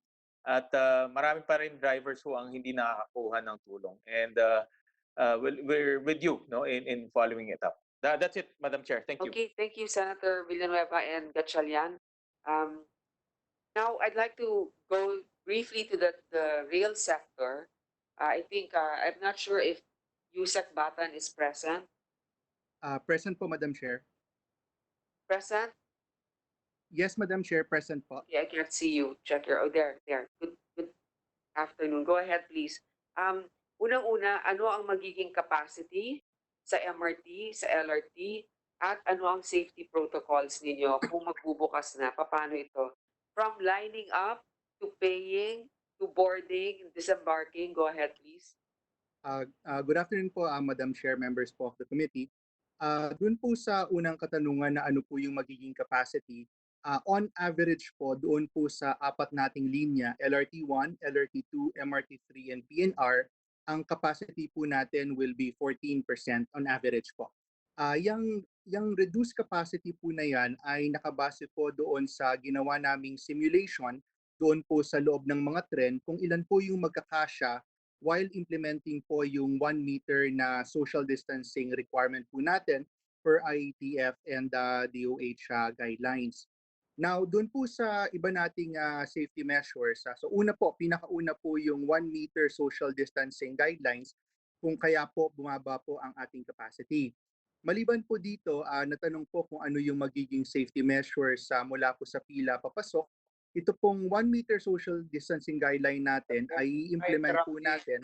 Yusek Batan, just quick interjection. Can you repeat that again? Is it 40% or 14%? Kasi kung 14%, ang ibig sabihin po ba nun, pag doon sa, halimbawa, nagsimula po sa Trinoma area, hindi na po sila magdadagdag hanggat hindi po nagbabawas. Paano po yung operation po nito? Yung figure po, Mr. Is it Chair, 40% Madam or Chair, is 40%? 1-4 po, 1-4. 1-4. So, Yes po, Madam Chair. hanggang makadating po ito ng endpoint nila, kailangan 14% pa. Pag kahit mag-unload po sa Ayala, Ayala EDSA, kailangan mapuno lang yung hanggang 14%. Am I correct? That's correct po, Madam Chair. And how is that going to be enforced? Madam Chair, ang ginawa po natin, naglagay po tayo ng mga markers sa loob po ng mga tren natin. So bali meron lang pong naka-designate po na spaces. May markers po, may nakasulat po doon mismo sa mga upuan, doon po mismo sa mga pwede lang tayuan. And magkakaroon po tayo ng mga train marshals. Ngayon po, Madam Chair, the way that we will implement it po, kasi po pag nag-load tayo, pag pinuno po natin yung 14%, dun po sa unang stasyon lang, wala na pong makakasakay doon po sa mga susunod na stasyon. So mag-implement po tayo ng, number 1 po, mag-implement tayo ng skip train. And number 2, mag-implement po tayo nung tinatawag po naming block loading system para po siguraduhin na hindi po natin pupunuin yung buong 14% in one station at magkakaroon po ng espasyo para po makasakay yung additional na mga pasahero doon po sa susunod na mga estasyon. Teka muna, Yusek ha. Ano yung usual capacity, halimbawa ng MRT? Anong usual capacity niyan? Ang MRT, pre-COVID. ang pre-COVID capacity po natin sa MRT3 is 392 po na pasahero bawat bagon or 1,150 po na pasahero bawat 3-car train set. With reduced capacity po, bababa po yan from 392 to 51 per bagon and from 1,150 to 150 per train set. That's 13% po of the pre-ECQ. Pakiulit ha. Bawat bagon ngayon, from what to what ulit? Bawat bagon has what capacity? Okay. MRT3 po, bawat bagon, 392. Bababa po siya sa 51 bawat bagon. So magiging 51 na lang. Apo. Nako. Nako, mag-uurahan yung mga tao kung sino makakapasok dyan. Wala tayong magagawa kasi nga dito dahil sa social distancing requirement. Pero siguro dapat maghahanda tayo dahil dun pa lang sa baba, magkakagulo na sa pila kung sino yung unang makakapasok. So, yun ang ano talaga. Madam Chair, if I may po, isa po dun sa pinaghahandaan po natin na measures po para ma-address ito, very closely po with LTFRB and the road sector, pinaghahandaan po natin yung tinatawag nating rail bus augmentation program. Kung maalala niyo po, Madam Chair, noon pong yung talagang bagsak po yung operations natin sa MRT3 noong 2018 to 2019, nag-implement po tayo ng bus augmentation. At ito pong 2019, last year po, nung nagkaroon tayo ng sunog sa LRT2, nag-implement din po tayo ng bus augmentation. Ngayon po, uulitin natin to, Madam Chair, together po with the road sector. Ang pinagkaiba lang po, Madam Chair, dahil po, pag nag-implement tayo ng bus augmentation, 50% din po yung magiging capacity ng mga bus na mag-augment po sa rail. So, ang worry po namin, yung bus augmentation po kasi natin, pre-ECQ, ang sistema po, meron po tayong flat fare, yung average po natin para sa Riles, halimbawa po 25 pesos para sa MRT3, yan po yung binabayad doon po sa mga bus augmentation units. At nakakakuha naman po tayo ng ilang bus. Medyo mahirap lang po mag-guarantee yung availability ng mga bus dahil po depende doon sa assessment ng mga bus operators kung magde-deploy po sila or hindi. Yusek Yes po, Batan, Madam Chair. thank you. I mean, okay, mabuting alam natin na meron kayong effort for cost augmentation. Yun bang payment system, ano ba yung electronic payment system ba? Huh? Yung card, ito ba available na? Hindi pa rin. Available po siya, Madam Chair, para po dun sa mga relays natin. Yung AFCS po natin, yung Another gift thing card to po. consider, I'm not sure if this will be viable, but perhaps you can study it. Dahil nga sa limited number of people who can go and take the trains, baka naman pwedeng pag-aralan that you sell scheduled tickets online, pero limited, like hindi naman for the full capacity. Siguro a certain percentage is sold online for a specific time. So, kunyari, pwede ka doon pumunta from 1 o'clock, 2 o'clock, yung window na yon. Or I don't know how it's going to be done, but a guaranteed time frame so that you know the capacity. At least, kung hindi nila magamit within that time, hindi pa rin lugi yung train system natin. At the same time, pwedeng magpapasok ng iba. I'm not an expert, but we need creative ways to be able to figure out how we will be able to address the requirements now for social distancing. We will go back to you, Yusek Batan, and also I want to have the representative of the LRT to speak, as well as, but right now the MMDA asks to speak for a few minutes. I would like to excuse also DILG. Bago ko i-excuse si Yusek Dancing. Matanong muna kita, Yusek Dancing, kasi baka aalis ka na eh. Sa DILG ba, pakilinaw lang, ano yung magiging policy natin? Yusek Echeverry is present from the DILG. Okay, Yusek Echeverry, yun bang mga tricycle natin, papayagan na natin yan? At ano yung requirement para sa mga pasahero nila? Pati ba yung mga angkas, joyride, yung mga ganon, papayagan ba natin na meron ng pasahero? Sa DILG ba ito? Or sa anong jurisdiction ito na papayag dito? Thank you very much, Mr. Chair, and to all the resource speakers.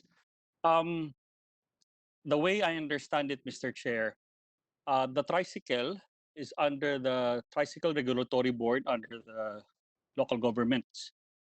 But I think if ever they will be allowed to do their business,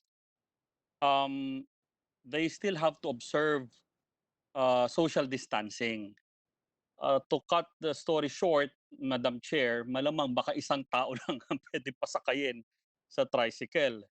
We are still needing this guidance from LTFRB if they will allow us to come up with that guidance that we may issue from our memorandum circular. Because at this point in time, Madam Chair, we are still under quarantine and social distancing still has to be observed even if it is under general quarantine. Sir, Mr. Echeverry, ganito lang Yes, yun. ma'am. Kasi kung nag-GCQ at pinayagan ng transport sector ng gobyerno ng May 15, dapat siguro, yan lang ba yung May 15? Ito nang darating na. So, dapat siguro mag-coordinate na kayo. Papayagan ba natin ito? Dahil sa local government, sabi ninyo, this is under the local government regulatory, but because of the emergency situation now, I'm sure that DILG will take precedent over them. So what are your recommendations? Kung social distancing, mukhang ang isang pasahero lang, pero definitely importante din yung dun sa mga endpoints na meron tayong Madam Chair, if you may allow me, can I just read briefly what Secretary Anyo has mentioned on this matter, very briefly, Madam Chair. Go ahead, please. We need that. On marshals or enforcers for the consistent and efficient implementation of health protocols, measures, or guidelines must also be deployed or posted in strategic locations in every local government unit concerned. To this end, each local government unit, in coordination with transport officials and organization, may establish or designate compulsory transportation terminals where they can accommodate or unload passengers, or where commuters or pedestrian mobility may be regulated or monitored. Depending on the circumstances at hand, a schedule of the arrival or departure of transport vehicles may be imposed. Likewise, the designation of compulsory transportation terminal shall preempt the need for more marshals or enforcers randomly spread and posted on the road just to monitor commuter or pedestrian mobility or their strict compliance with established protocols. This measure may prove effective, especially so that local government units exercise regulatory jurisdiction over unorthodox modes of transportation like tricycles, pedicab, and the like. Most local government units also accommodate residents who are employed by companies maintaining offices, plants, or factories outside of its territorial jurisdiction. Daily influx of workers to and from these local government units cannot be prevented but can be effectively regulated. As part of the general health measure, it may be wise to introduce different shifting hours among workers to reduce pedestrian and commuter impact on transportation, specifically on traffic, queuing, close contact, and public transport demands and the like. In short, Madam Chair, the ILG is recommending a more fixed scheduling of transportation on specific areas for pedestrian and for commuters as well. So that marshals and enforcers, kasi ginagastos na rin po namin yan ng mga local government units to maintain the social distancing for that matter. I hope I answered your question, Madam Chair. Senator Tolentino. Yusek Echeverry, yung tungkol sa tricycle, yung ginagawa niyong panuntunan ngayon, is that universal and non-discriminatory in terms of Metro Manila? Pare-pareho ba yan? Kasi ang pinag-usapan natin ngayon, mga TODA. Kaya ako nabanggit yan, Yusek, kasi ganito po yan. Nung unang linggo, o unang 7 araw ng ECQ natin, sinuportahan ko po yung ibang mga TODA na magkaroon ng ilang tricycle sa palengke para tulong sa ating mga seniors. Alam ko, ito pumipindot yan. Naalala ko, pagkain ko ang Pasig, yung Rico Soto, na magkaroon ng tricycle para yung kanilang mga health frontliners. At naaalala ko rin po ay dininay. So bali sa Maynila, hinayaan po yung mga tricycles naman, electric tricycles, na maghatid ng frontliners. Is there any difference with this? Kaya tinanong ko yung non-discriminatory and universal application. Yung po bang di padjak, yung po bang di gasolina, at yung po bang electric operated tricycles, may mga kanya-kanya po bang classification ito in terms of the DILG perspective? Thank you very much, Mr. Senator.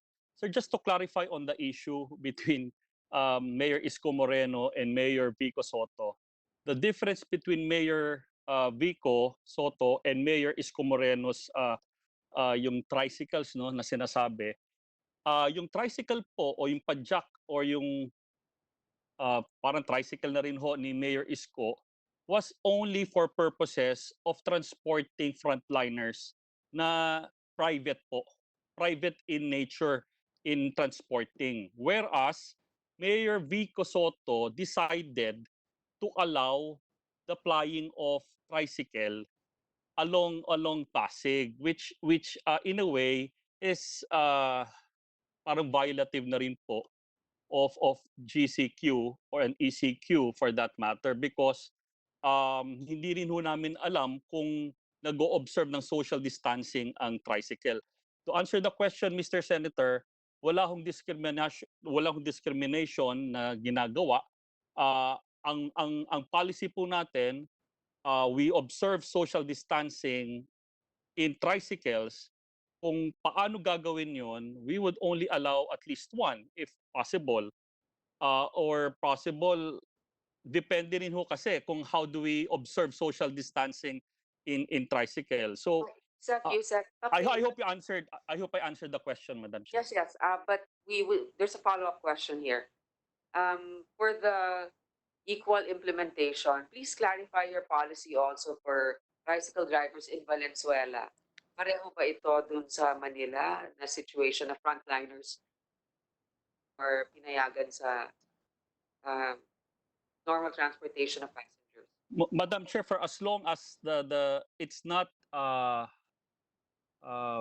they're not doing it under business, no, public transport, meaning the tricycle should not be collecting anything. Basta for as long as it is in private in nature and just transporting frontliners from one place to another, that's not a violation of any ECQ. Kasi ang pinagbabawal lang ho natin, Madam Chair, is to allow the tricycle to do their business along the roads, violating ECQ kasi hindi na ho na-monitor ho yan eh. Whereas kapag private in nature, meaning alam ho natin na isa o dalawang tao lang ang sinusundot hatid ng tricycle at for that purpose alone, I think there's no violation, Madam Chair. I'm sorry, I'm not familiar with the case of Valenzuela. I'm sorry. Thank you. Okay, no, that's fine. Moving forward, MMDA asked to speak for a few minutes with regards to what? MMDA? Yes, ma'am. Yes, thank you po. Thank you, Madam Chair. No? Actually, yung sa tricycle lang po, no, sagutin ko lang po ng konti. Malaki po difference nung sa Manila and sa Pasig. Eh. Kasi yung sa Manila po, nilis po yun ng government. So, ang nagpapatakbo gobyerno, kaya nila i-control. Unlike yung sa Pasig po, kanya-kanyang pamasahe bawat isa, mas mahirap i-control. Yun po yung naging reason doon dahil nakausap ko po mismo yung mga mayors concerned regarding that matter. And then next po, tungkol din po sa mga tricycle, no? Definitely, hindi na po pwede yung dati na national roads sila or major roads dadaan. If ever, sila na lang po yung connector. Kaya nga meron tayong mga ruta for buses and jeep para yung end ng trip nila at dito yung mga maliliit na kalsada, dyan na lang po papasok ang tricycle. But we need to follow yung IATF ruling na physical distancing. Yun nga po yung isa lang ang pasahero. So, case-to-case basis po, no, ang need ng tricycle sa mga LGUs, call na po ng mga mayors yan kung sa tingin nila, wala na pong susunod na transportation after the jeep. That's the time na papasok po yung mga tricycle. Then another thing po, no? Yung mga motorcycles for hire. Halimbawa yung angkas, ride, move it. Ano bang policy dyan? Actually, meron po nag-policy ng IATF sa ngayon, yung bawal po ang may angkas, ano? Not actually about physical distancing or what. Siyempre, kung kasama mo, asawa mo, kasama mo sa bahayan, sa kwarto, katabi mo matulog yan, wala talagang physical distancing yan. I think the real purpose na walang angkas is yung sa enforcement eh. Hindi naman pwede lahat ng may angkas, tatanungin natin, hihinga natin ng ID. May hirapan po yung enforcement natin eh. Kaya mas general na lang, wala mo ng angkas. Alam naman po natin, lalo-lalo na yung mga kolorum. Sa amin lang po sa MMD, nung time na bawal ang kolorum, yung mga habal-habal na yan, pagka pinara mo, sasabihin, asawa niya o girlfriend niya, pero hindi niya naman alam ang pangalan pag tinanong namin. So just to expedite the process sa mga checkpoints natin, kaya po hindi na pinayagan yung angkas kasi nga madami pong umaabuso. Yung physical distancing part, yan nga lang po yung case-to-case basis natin na hindi natin pwedeng hinga ng ID lahat ng may angkas eh. Kumbaga, napakahirap para sa enforcement.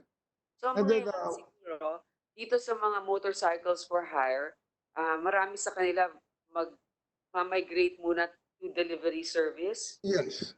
Okay. I think it's allowed, no? Kung essential po, Madam Chair, no? Yung delivery po ng mga essential goods, pinapayagan po basta mag-isa lang. Okay. Ang iniwasan lang po talaga yung dilemma, no, ng enforcement. Kaya kung hindi pinapayagan yung may angkas, kasi nga mahirap i-check lahat ng may angkas. Okay. Si DOTR USEC Mark De Leon, ang sabi niya, tricycles will be allowed provided carry a maximum of 1 passenger and must put an acetate barrier between driver and passenger. Yes, ma'am. Yan na po yung health issues natin, mga guidelines po na IATF. Then last na po. yung mga taxi, sorry babalik ako dito kung sino man ang pwedeng sumagot. Sa mga taxis, dapat daw may barrier between the driver and the passenger at the back. Yung mga dating parang may plexiglass na ganon, o acetate, o ano ba, may mga ganyan bang regulation tayo ngayon? I think it's more on LTFRB po. Opo. Mark, Asset Mark. Balik tayo muna sa'yo. LTFRB, these are the ones that I want to clarify. Kasi we have to be able to cover as much as we can. For the taxi drivers, will they be, number one, will they be allowed to transport passengers when the lockdown is lifted? What are the protocols? Maglalagay ba ng acetate barrier or plexiglass barrier? Number two, yung mga UV Express pa, anong magiging regulation ninyo dyan? So whichever agency is now tasked to answer that, please go ahead and explain para hindi tayo magkalituhan. Madam Chair, just to confirm that yung mga taxi po, papayagan po natin silang bumiyahe during GCQ, provided na magkaroon nga po sila ng barrier katulad ng acetate or plexiglass between the driver and the passengers. Yung number of pasahero po na pwede niyang maikarga, 2 sa likod and 1 pasahero sa harap. So maximum of 3 passengers po sa mga taxi, sa mga sedan taxi po natin. So yung acetate, kung papayagan sa harapan, meron din divider. Ganun ba yun? Between the driver and the passenger in front. I mean, ganun ba? Tama po, Madam Chair. So may divider po between the passengers and the driver. For the UV Express naman po, 2 pasahero po kada row. So halos karamihan po ng ating mga UV Express naman na units, lahat po niyan, parang 4 lang sa isang row, no? Ang i-require po natin ay 2 pasahero lang po sa isang row. So yun po yung guidelines po natin, and katulad din po nung sa ibang modes of public transportation, i-require din po natin na may barrier between the driver and the passengers yung ating UV Express. Okay, I think that's pretty clear. Any more that we need to cover for? If I may, Madam Chair. Senator Joel, you were raising your hand, apparently.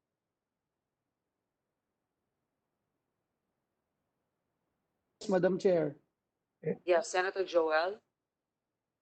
Yes, this is not with regard to the amelioration, if I may, Madam Chair. Is that okay? Amelioration, ulito. Can we go back to that later after the safety Okay. protocols? Yes, after the Okay, Senator protocols. Risa, if yours is with regards to safety protocols. Yes, Madam Chair. Well, for the record also again, no, parang out of place yung pagbanggit tungkol kay Mayor Vico Soto. Kasi if I remember correctly, observing health protocols yung ginawa nila noon, prior even the passage of the Bayanihan Law, precisely to transport health frontliners and deliver relief goods. But anyway, may gusto po akong balikan, Madam Chair, na positibong sinabi. Pareho ni Yusek DILG at saka si Yusek Katan sa DOTR tungkol po sa pag-schedule ng mga bagay-bagay sa usapin ng transportasyon in aid of health. So my question po to the two agencies, posible po kayang i-stagger yung rush hour peaks? Ibig sabihin, i-advise ng DILG, ika-cluster yung mga opisina at mga establishment sa bawat LGU at pwedeng mag-assign sa kanila ng different opening times para mabawasan or maiwasan yung rush hour peak sa mga PUVs pati mga railway stations. And speaking of the railways, which you, Secretary, was speaking about earlier, pwede kayang i-consider na mga rail systems natin na i-extend yung time of operations nila in order to compensate for their reduced passenger capacity at para din i-accommodate itong kung gagawin ng DILG na staggered rush hour peak, staggered opening and closing times ng mga opisina sa kanilang LGU. So those are my questions, Madam Chair, for the DILG and the DOTR. Go ahead. Thank you very much, ma'am. That is actually our recommendation, and probably the ILG and the OTR could sit down on the matter and discuss the matter closely. We'll seek guidance from them on that matter, Madam Chair. Thank you. Thank you, Yusek Achiveri. Madam Chair, would Yusek Tatan have any more inputs about that? Pati po yung pag-extend ng operating hours ng mga rails? I think that's a very valid question. Yusek Batan, ano ba, pwede bang habaan yung operations ng rail? Yeah, Madam Chair, that's a very good suggestion po. We will take that into consideration po in our GCQ operations plan. Thank you po, Madam Chair. Salamat, Yusek Batan. Salamat, Madam Chair. Okay, thank you. Balik tayo uli sa rail, ano? So nasagot na natin yung at least yung minimum safety protocols for TNVS. Ganun ba? Yung sa TNVS parang wala pa, taxi pa lang tayo. So sa TNVS, papayagan ba natin yung Grab? If I may. Yes, LTFRB, the one. Yes, yeah. in connection with the taxis and TNVS. Yes, please. Yes, as we have made mention about public utility vehicles with routes, they'll be getting special permits, ano? But for taxi and TNVS po, we will not require the application issuance of a special permit anymore, but we are preparing a MC for the guidance of this particular mode. So ibig sabihin po, but there are certain submissions on the part of the TNCs, the accredited corporations who are managing this. So in answer to the question earlier, they would be allowed starting May 16, although we would anticipate that the volume would actually be on the following Monday, which is May 18. So yung po, yung sinabing mga safety protocols, public health protocols po, nasabi na rin kanina. But in the procedure by which they be able to allow to run, we need to get in touch with the TNCs on this one. No? Both, by the way, even in the operation with the taxi units are actually accredited with the TNCs as well, except that because they have two options, yung pagkukuha ng pasahero, both on online booking as well as yung street hail, nire-require na po natin sa kanila na whatever is the case, whether kukuha sila ng pasahero sa daan or kukuha sila ng pasahero through online bookings. I'm referring to the taxi. Yung cashless transaction pa rin po ang mangibabaw. Ang ibig po sabihin, pag hindi po sila nakasakay ng pasahero through the system of the TNCs, we would also encourage them to have yung sinasabi kanina na electronic payment scheme through Paymaya, GCash, or whoever the drivers and the operators may have. Just to push cashless transaction po. Chairman Delgra, really quickly, kahit kung wala pa silang electronic payment system in place, papayagan para man sila. Kasi may mga pasahero rin na cash pa rin ang binabayad. Tama ba yun?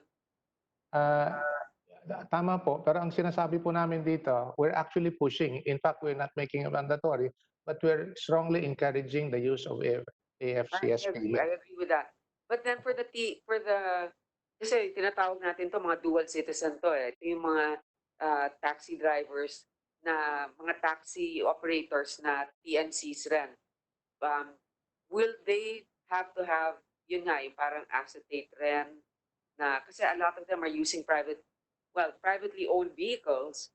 So will they have to reconfigure their vehicles so that they can also comply with the standard? Yes po, Madam Chair. In fact, those who are classified and given franchise as public utility vehicle, like TNVS, they are actually considered public transport and not considered private vehicle for that Pero matter. hindi katulad ng mga taxi na merong uniform fleet. Ito kanya-kanyang sasakyan na nagiging ano na rin, well, it's a public vehicle, but they need to put nga those acetate barriers as well. I just want to... Yes po. Again, the primordial consideration is public health. And I agree. Okay, so we did tackle the tricycles, UV Express, TNVS and taxis. Balik tayo sa rail. Dahil meron dito yung... So we were talking mostly about the MRT. Ngayon yung LRT, ganun din ang magiging procedure. Number one, I want to know the sanitation methods. Kasi meron akong nabasa earlier that regularly there will be disinfection of the area. So you'll have the janitorial services who will provide that, maybe some sort of fumigation. I don't know what the procedure is, but enlighten us on how you will actually disinfect the place. Number two, yung mga elevators na ginagamit ninyo, paano, ilang tao yung mga papayagan dyan. And then, yung mga ventilation ninyo, yung air circulation dun sa lugar, paano yun malilinisan? Kasi yun talaga yung mga concerns natin. And I know that LRT is being run by a private company now, right? Unlike the MRT, which is the government. So I'd like to hear from the LRT representative as well. I think Mr. Alfonso is with LRT. Yes, Madam Chair. Good morning. Yes, please explain to us your safety protocols, the preparations you've made. Yes, good morning. The safety protocols we start with, Madam Chair, are start with the temperature screening, no? So before the passengers come into the station, we have thermal scanners or screening for the passengers before they go into the station. Second, also, in order to follow the physical distancing, we have markers for queuing in the station. And then also we're promoting the stored value cards or the electronic payment systems for the people to use, no? So it becomes a cashless system.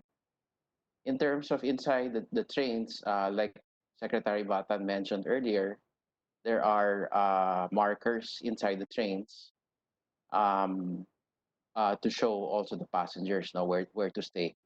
While the passengers are also queuing, there are alcohol dispensers that are available, no, in the station or in the cashiering areas, as well as hand washing areas, no, for the hand sanitation. We're also implementing a no mask, no entry policy in line with the DOTR, so that everybody who comes into the station has a face mask for just for the safety, the health and safety of the passengers. In terms of, Madam, you mentioned the disinfection of the trains. The disinfection of the trains are done at the end of every loop, no? Roughly every 30 minutes. These are done at the end stations of Baclaran and Roosevelt for LRT1, which is the system that we operate, no, LRMC. We're doing this right now with alcohol cleaning, and then we'll be starting to migrate to ultraviolet or UV disinfection. No, the UV disinfection is much faster and I think much more thorough than regular disinfection. So those are the measures, Madam, that we're enforcing inside the LRT1 right now. Thank you for clarifying. Actually, I'm this is actually refreshing to know that you have come up with this already. I'd like to see if Yusuf Batan, do you have the same thing? Well, you mentioned temperature screening, Yusuf Batan, about markers for queuing outside. I don't think I've heard you say that. You said the cashless system about markers inside the train. Yusuf Batan, will you have those markers for queuing and outside the train? Alcohol dispensers, disinfection in every loop. Yes po, Madam. Yes po, Madam Chair. We are also adopting the same measures. Madam Chair, if I may po, LRTA, the operator po of LRT2, MRT3, as well as PNR po are also with us po for this hearing. So we can also hear from them po the specific health and safety measures that we will be observing po for LRT2, MRT3, and PNR. Okay. You mean hindi pa kayo nagmi-meeting? Ano po, Madam Chair, and yung mga binanggit po ni for LRT1 are also being adopted po for the government-run lines, Madam Chair. Okay, when are you gonna meet? We have already met po, Madam Chair, and we have, yes po, and we have already issued po yung common guidelines po that we are adopting across all of our rail lines po, Madam Chair. Okay. Thank you. Basta yung problema, yung queuing sa labas, you are anticipating a certain number only, but I'm sure it will go beyond that. So you need to have marshals there na when it reaches this point, hindi na pwede munang, ay, hindi ko talaga alam, basta maintain na lang distancing, and I think we will appeal also to our passengers to have common sense to maintain their distance from another passenger. I would have to go back. My attention was called with regards to the safety protocols for jeepneys and buses. Babalik tayo sa LTFRB siguro dito. Ano yung sinasabi niyo dun sa mga papayagan ninyo? Bibigyan niyo ng special permit ng mga bus operators at saka ng mga jeepney operators? How will they disinfect? Will there be markers as to the distance of the passengers? I don't know how. Please explain, LTFRB. What are your safety protocols in the jeeps and the buses? Thank you, Madam Chair. As mentioned by Asec Mark De Leon earlier, this safety protocol inside a public utility vehicle is already in place insofar as the guidelines is concerned. So insofar as the operation is concerned, magsisimula po tayo dun sa bago madideploy yung pampublikong sasakyan. Ang ibig pong sabihin nito, meron po tayong even pre-COVID, meron yung mga tinatawag na safety officer where they will determine the deployment of the PUVs. So ang tinitingnan nila dito, yung competence ng driver, no? Tamang tulog, or for that matter, roadworthiness. Pero merong dagdag na responsibilidad dito. Ibig sabihin, kailangan matingnan na yung driver is fit, medically fit to drive. So yun po. Once, and even before part of the roadworthiness and addressing public health issues, kailangan may disinfection before and after the trip. And what you will see inside the vehicle as well. Standard, sorry. Meron ba kayong standard what disinfection methods will be? Like, pagpupunas ng silya, anong gagamitin? Baka basahan na luma na tubig lang ang gagamitin, hindi kaya. So, we have to be very specific. Ano bang gagamitin for disinfection? Ang sinasabi po namin dun sa memorandum circular, disinfectant po. So ibig sabihin, it should be enough to kill the virus for that matter. Perhaps as regards to observation of Madam Chair, pwedeng we can suggest on the kind of disinfection advised public utility on that line. And then you also said, so for the buses and disinfected, kasi kung sa train after one loop. So sa buses, paano? It's the disinfection will be done before and even after. Nangyayari. Now, aside from that, there would also be yung meron pong very common policy, and I would like to reiterate this, na no mask, no ride policy for all commuters. No? Again, these are public health considerations. Having said that, pati yung driver at saka yung conductor, kailangan nakamask din. Yung nasabi natin kung saan sasakay, kasi alam natin even if we're going to talk about numbers, after capacity, we also would need to tell, and for that matter, the drivers and the conductors are actually inside the public utility vehicle, kung saan uupo yung mga pasahero para to maintain the social distancing measure. So merong nakalagay doon yung iba't ibang klaseng pamamaraan, whether you put a sticker as like in the buses, kung saan pwedeng sumakay, umupo at saan hindi pwede umupo. In the jeepney po, there are variations and actually putting an acetate barrier so that there would actually be a physical distinction kung saan upo. But at the same time, it serves an additional purpose. Ibig sabihin, yung barrier mismo will reduce risk of infection for that matter. So, Hindi, maganda yan. Tama. Sometimes it's better to be very literal and to provide visuals like stickers, markers, paint, for people to know exactly where they will stand, where they will sit. Now, kung sasabihin mo maglalagay ng acetate sa mga jeep, ang iniisip ko dito yung mga traditional jeeps. Magkatapat kayong ganyan. So kung yung acetate in between passengers seated on the same row, that's fine. So paano ngayon? Lihes. Kasi hindi pwedeng may katapat ka sa kabila kasi kung humatching ka, mapupunta rin naman doon. So paano ngayon ang magiging seating nun? These are one of the things we need to figure out. fully appreciated the observation of Madam Chair, and that's precisely why the seating arrangement, just like in the bus, will be alternate para hindi magkaharap yung mga pasahero. Yung sinasabi po natin kanina na automatic fare collection system, karamihan dito sa mga traditional jeepney, alam natin wala. Kaya ang sinasabi namin doon sa guidelines na yan, kung pwede, magbayad na sila bago sumakay. Kasi po kung sasakay sila, magpapasahan ng pera sa loob ng sasakyan, and then that will increase the risk of transmission ng virus. So yun po yung mga maliliit na bagay that actually will go a long way in having to address public health also. Okay, thank you. I think that we have just the general safety protocols covered. I'd like to go back to the social amelioration program, which is also a concern, yung mga drivers na hindi makakapagpapatakbo ng kanilang mga ruta. Ano ang mga balak natin? May nabanggit earlier na ang DOTR ay magbibigay ng ayuda pagdating sa gasolina, sa fuel subsidy of 30% of fuel consumption. Ibibigay yan. Pero yan ay dun sa mga nagpapatakbo. Paano ngayon yung mga walang trabaho dahil nga hindi nabigyan ng special permit na magbiyahe? So sinong pwedeng sumagot niya? DOTR, USEC de Leon, ano bang plano? Hindi ba ang DOTR may budget kayo para dun sa modernization? Pwede bang magamit muna para dyan? Ano bang pera?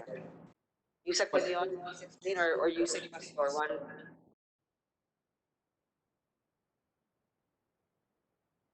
Sinong gusto? Madam Chair, just to confirm na wala pong budget yung DOTR sa PUV modernization this 2020. And zero budget is 2019, sir? Anong walang budget is 2019? 2020, year 2020 po. So Walang wala po tayong for modernization? Yes, ma'am. So wala po tayong budget sa modernization for 2020. But ang pinapropose po ng DOTR, tulad po ng nabanggit kanina, ay magkakaroon tayo ng fuel subsidy for operators and drivers of public transport.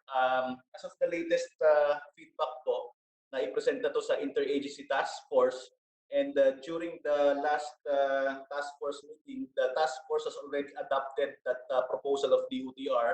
So we will just follow up this measure with the DTM kung paano na po yung mechanics nung pag-download ng pera sa for that measure. So aside from fuel subsidy, ang mga pinopropose din po kasi ng DOTR na na-adapt na rin po ng interagency ay yung proposal namin to restructure yung mga existing loans ng public transport operators. So kasama na dyan yung pag-restructure ng kanilang loans, ma-defer sana yung kanilang mga amortization. I think some of the financial institutions, the government financial institutions such as Land Bank and DBP has already granted this proposal of DOTR and also mandated din sila under the Bayanihan Act. I think yung DBP has already waived or nagbigay sila ng grace period na up to 6 months sa kanilang public transport operators na may existing loans. So aside from that, nag-propose din po yung DOTR to have more loans for public transport operators para masuportahan sila during this GCQ period. Ang proposal po ng DOTR sana mababa po sana yung loan terms na ibibigay sa ating mga public transport operators. So those are measures na linagay po namin under our proposal dito sa ating stimulus package. So aside from that measure, Madam Chair, one of the proposal is also to, if government will allow, kontrata na natin yung mga public transport vehicles natin like buses and jeepneys para talagang hindi na nila po problemahin yung kanilang biyahe. So this measure is still yet to be presented to the Interagency Task Force, but may require a bigger amount of budget dahil nga babayaran na natin yung mga takbo ng public transport operators. In that way, nakikita po ng DOTR kapag ginawa po natin yan, ay may ensure po natin yung compliance nila sa social distancing dahil nga po nabayaran na natin yung kanilang pasada and hindi na sila maghahabol ng kanilang kita and hindi na sila magiging sabihin natin pupunuin yung kanilang sasakyan dahil nga po bayad na po sila ng gobyerno. So Madam Chair, yun po yung mga proposals po ng DOTR para mabigyan po ng ayuda itong mga public transport operators. Of course, aside from the subsidy na binibigay naman po ng DSWD para sa ating mga drivers. Okay, Yusuf De Leon, paki-email po kahit na ano lang yung mapapadala mo, paki-email yung mga sinasabi mo iniisip ninyong ayuda dito sa aming office. Kasi for sure, hearing na ito, tapos ano ba yung mga planong ayuda. So ano yung plan ninyo, padala na ninyo kasi nakakalito na. Babalik ako sa LTFRB na. Apparently, 22,321 out of the 392,662 ng ating mga drivers. I'm assuming mga PUV drivers ba ito, public utility vehicle drivers ng jeep, or basta 392,662,000 ang total number of drivers, pero 0.5% pa lang ang nakatanggap ng cash benefit. Can you tell us, LTFRB, what cash assistance have been extended to our public utility drivers? In particular, what sectors? Is the jeep, the bus? Please expound. Yes. Thank you very much, Madam Chair. At the outset, if there is a DSWD representative or resource person, you can probably add to what I'm going to say. Ang nangyari po rito, under the Bayanihan Law, one of the beneficiaries is the sector ng transport sector, more particularly the drivers. So when that bill was passed into law, the SWD got in touch with LTFRB in order to identify and validate the PUV drivers. And the sources of this list would be from our Drivers Academy program, from the drivers database that were submitted by the operators coming from all over the country. And as requested by the SWD, we also have submitted a budget proposal, which they approved. Ibig sabihin po, that would be supposed to be the start of a recognition of an amount on how much it will cost the DSWD para maibigay doon sa PUV drivers. So the process was, we are to validate and we are to collate, validate, and submit the list to DSWD.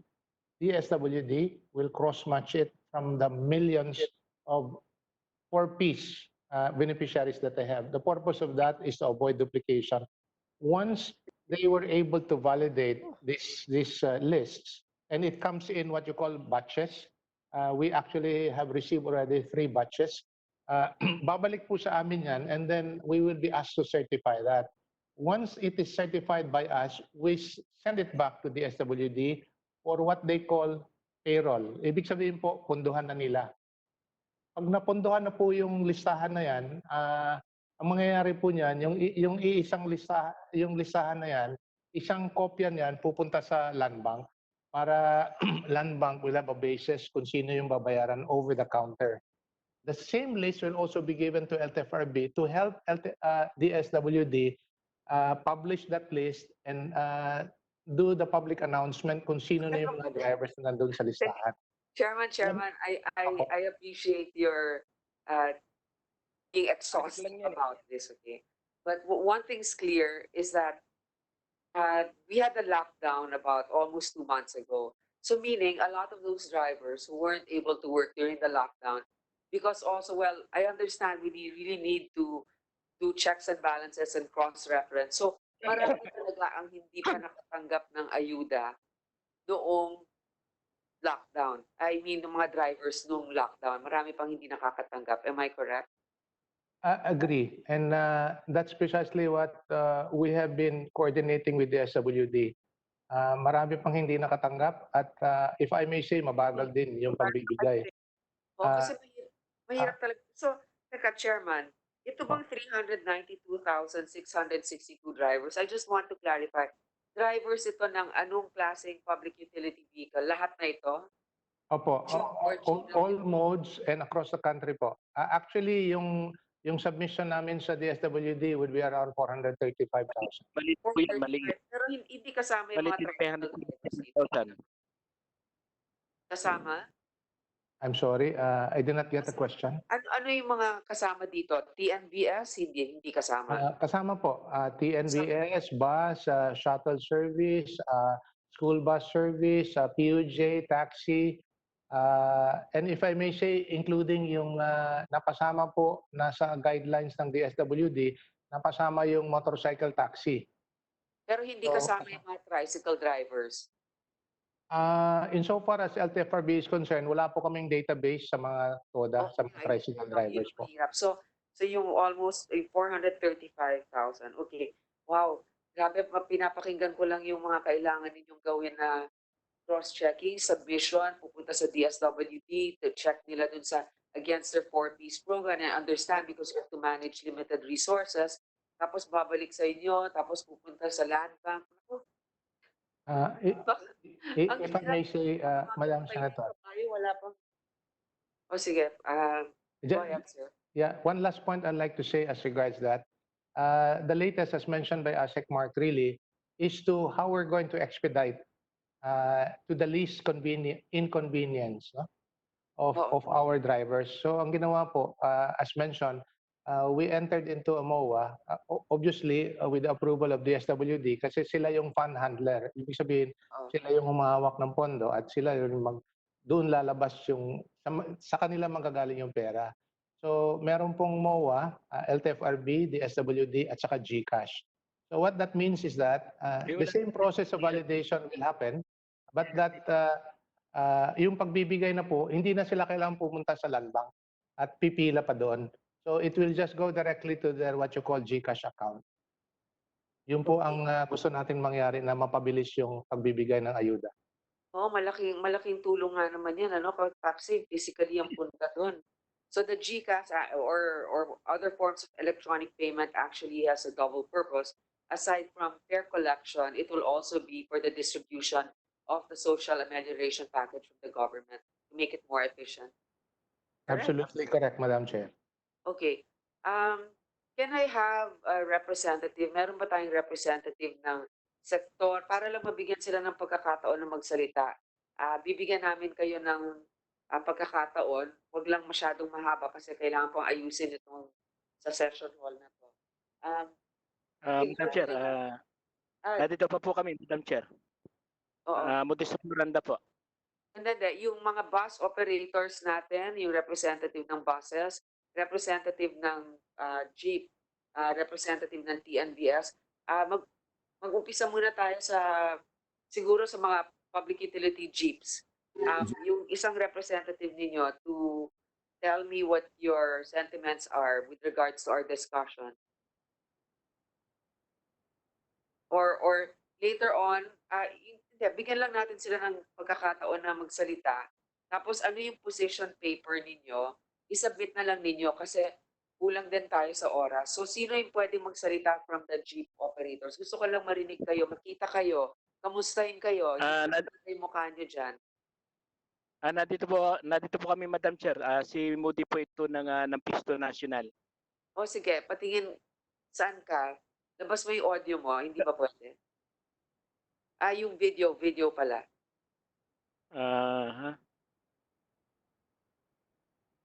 Di bale, okay lang kung hindi kita makita. Basta marinig kita. Okay, go. Opo. Ano pong pwede ninyo? Opo, yung sa bahagi po namin. Opo, Madam Chair, una po ay magandang hapon sa lahat po ng ating mga kasamang mga senador at iba pang mga mamamayan. Hello po. Okay, yes, naririnig po namin kayo. Go ahead po. Opo, ang sa bahagi lang po namin ay sa ngayon ay nagpapatunay yung karamihan pa ng mga pampublikong transportasyon ay hindi pa rin nakakatanggap mula po sa loob ng halos 2 buwan na lockdown na umiiral po sa ngayon ng kaugnay po ng COVID-19 ay halos hindi pa ho malaking bahagi pa ho at porsyento ang hindi pa ho nakakatanggap ng ayuda mula po sa DSWD o sa LTFRB. Kaya kami ay nangangamba kami sa loob po ng 2 buwan ay talagang halos ay wala na hong makain ang mga pamilya ay meron pang mga dinilikha na iba't ibang mga anyo ng policy at patakaran ng LTFRB kaugnay po dito sa 2009 at yung MC nila na 2020-017 ay pagpapakita na talagang ang lumalabas dito ay plano talagang tanggalin ng DOTR at ng LTFRB ang mga pampublikong transportasyon lalo na po ang mga jeepney. Kaya ito po ay isa sa pinangangambahan namin dahil doon sa laman po nung bagong panukalang MC na wala namang itong naganap na consultation sa hanay po ng mga driver at operator ay pinag-a-apply ho kami ng panibagong permit na kami naman po ay franchise holder at ito po ay sinasaligan ng ating ng Republic Act 4136 na kami po ay pinapayagan na mag-ari ng prangkisa sa loob po ng 5 taon. Kaya Madam Chair ay mahirap po itong sinasabi ng LTFRB na kailangan daw namin mag-apply ng permit sapagkat ang permit po ay hindi po ito ginagamit sa pagsiservisyo sa mga mamamayan kundi ito ay ginagamit lamang sa mga emergency o magpapatakbo o papunta ng mga probinsya, hindi para ipaghanap buhay. Marami Madam Chair na lumalabas na nagaganap sa panahon ng COVID-19 ay parang bakit kailangan po namin mag-apply ng permit na bakit kailangan namin na sinasabi nga po na kapag daw ay sa isang ruta ay may mga tumatakbo na mga minibus ay kailangan daw tatanggalin na yung mga jeep. Ay ang sabi nga po namin kami ay handang sumunod doon sa itinatakda ng batas na kailangan naming mag-rehabilitation ng aming mga pampublikong transportasyon at dito sa sinasabi po sa ngayon ng bagong MC ng LTFRB na kailangan namin magbawas ng aming mga pasahero, yung 20-seater ay magiging 10-seater, handa po kami sumunod. Pero ang hindi ho namin hindi kami sumasang-ayon ay dito po sa sinasabi nila na kailangan nga namin mag-apply ng panibagong permit. Pahirap ito sa hanay po ng mga jeepney.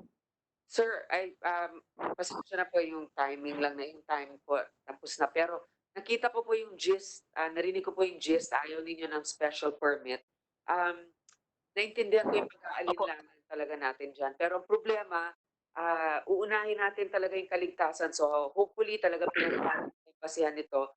Siguro mag-request tayo ng consultation or masabi sa inyong personal ano ang rational dito sa desisyon nila ng special permit. Although ako, I get it. Kaya lang mahirap kasi alam ko, tinataguyod din ninyo yung hanap buhay at yung pagkakakitaan para sa araw-araw. Pakisubmit po galing sa inyong organization ang inyong position paper para masama po natin yan sa recommendation or committee report. Yung next po na magsasalita ay si Danilo Yumol ng Stop Jeepney. Mr. Yumol?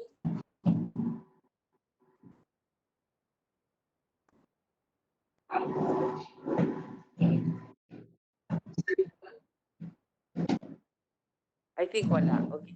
So, Vincent Rondalis ng bus.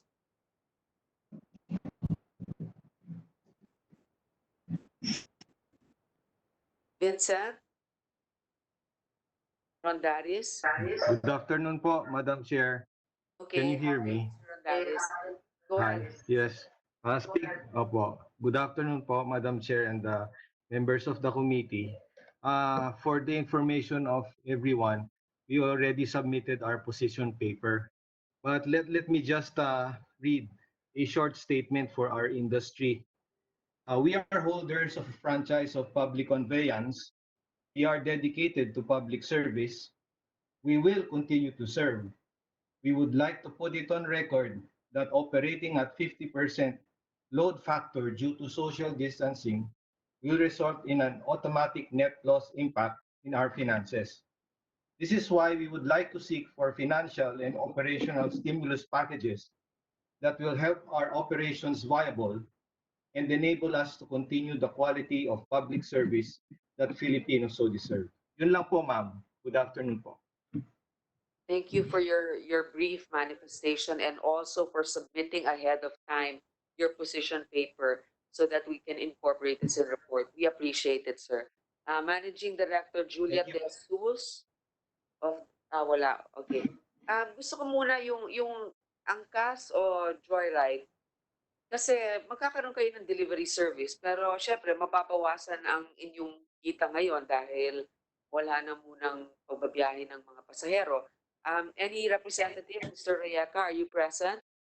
Yes, ma'am. Dito po ako. Okay. Mr. Royaca, what is your position and please submit also in writing your position paper. Yes, good afternoon po, Madam Chairman, and good afternoon to everybody. Kami naman po ay sumusunod lang po dun sa patakaran na sinasabi po ng gobyerno. For us, safety is of primordial concern. We do believe that this is a health crisis that everybody needs to work together on. No? If we are asked po to start ferrying passengers to be able to help in the public transportation system, then we can do so with some health precautions and health guidelines in place. We'll submit po the necessary papers, but as of now po, Madam Chairman, kami po will just pivoting to deliveries and we will abide po by the rules set forth by the government. So, Mr. Royaca, are you delivering goods or food delivery? May ganyan kayong option? Yes po, ma'am. So basically, most of the motorcycle taxi, if not all of them, are now doing their own deliveries. So we deliver po food and goods po to people. So, you're in terms of revenue, ilang percent yung binaba ng revenue nyo ngayon? I think for us, ma'am, it's more than 90%, maybe 95%. But right now po kasi Angkas is not taking any commissions even for the food deliveries. But in terms of the services that we've rendered, more than 95% po of our business is not operational right now. Okay, so we will be looking forward to that position paper and also your guideline should the government lift the ban on motorcycle taxis for hire for passengers. So kung ano yung mga safety, yung siguro paggamit ng mga, I don't know, shower cap or bring your own helmet muna, yung mga ganon. Kasi magastos rin na kayo ang magsushoulder lahat ng disinfection sa bawat sakay na ano. So baka bring your own helmet or maybe you can do it but you have to disinfect per passenger. Tama po yun, ma'am. So helmet is one of them po. The private shuttle system po na lahat po ng mga customers po is may pre-arrangement or pre-agreement po. Tapos mass testing din po. So our Angkas is committed to mass test our fleet po on a regular basis so that we may we need to make sure that yung community spread within our own fleet no is curbed no, or is stopped. Actually, I'd like to commend you for being a part of the ARC mass testing program. I know that you've been very active to help the government in their efforts to increase mass testing. So thank you. Yes, so just submit what you can, Mr. And Royaca. sorry ma'am, we can help po also DOTR dun po sa mga terminals nila for the mass testing. We're doing it with the LGUs po. So baka at least yung frontliners po ng DOTR may be able to make use of our protocols and our support. Thank you po, ma'am. Thank you. Mr. Brian Koo of Grab Philippines. Good afternoon, Madam Chair, and all the other honorable senators. We will just comply with what the LTFRB has mandated for us to resume operation. Number one po, we are also providing disinfection kits to all our drivers. We've so far procured around 10,000 of these disinfection kits to be distributed to our drivers. We will also be providing them with the acetate shield that they can install in their vehicles. We're also preparing the system for cashless only type of transaction to minimize the handling of cash. Now, with regards to the distribution of the social amelioration program, based on our last update, there are around 8,000 of the 50,000 TNVS drivers that were given the 8,000 pesos, and the rest are still waiting for updates from the LTFRB. Just also, Yes, go ahead, please. also based on expectations of when services resume, based on the other markets that we operate in, we've seen a resumption of only around 50% of the capacity come back after the lockdowns were lifted. Okay. Mr. Ku, please submit to us the safety protocols that you have. It's very nice to know that you have those in place. You're distributing disinfecting kits and acetate. It's we would like to know exactly all of those protocols and have it on record. Thank you, sir. We will, boss. Thank you. Okay, next I would like Mr. Christopher Pastrana of the Philippine Inter-Island Shipping Association. What are the safety protocols you have in place, sir?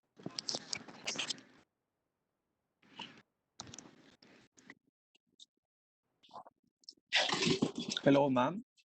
Yes, hi, Mr. Pastrana. Good afternoon, Honorable Chair and members. Kami po sa Maritime, we have not stopped operation in moving cargoes and essentials since the lockdown since March. Continue to serve the islands. We follow protocols mandated by the Department of Health and the Department of Transportation, ma'am, and Marina. And so far, we're servicing most of the islands, and we have seen a drastic reduction of our cargo. Specifically, we used to carry about 100. The industry used to carry about 105 million tons of cargo nationwide, and about 80 million Filipinos inbound and outbound. But right now, we are down to about 10% to 15%, ma'am. But we continue to serve the riding public in all the islands, ma'am.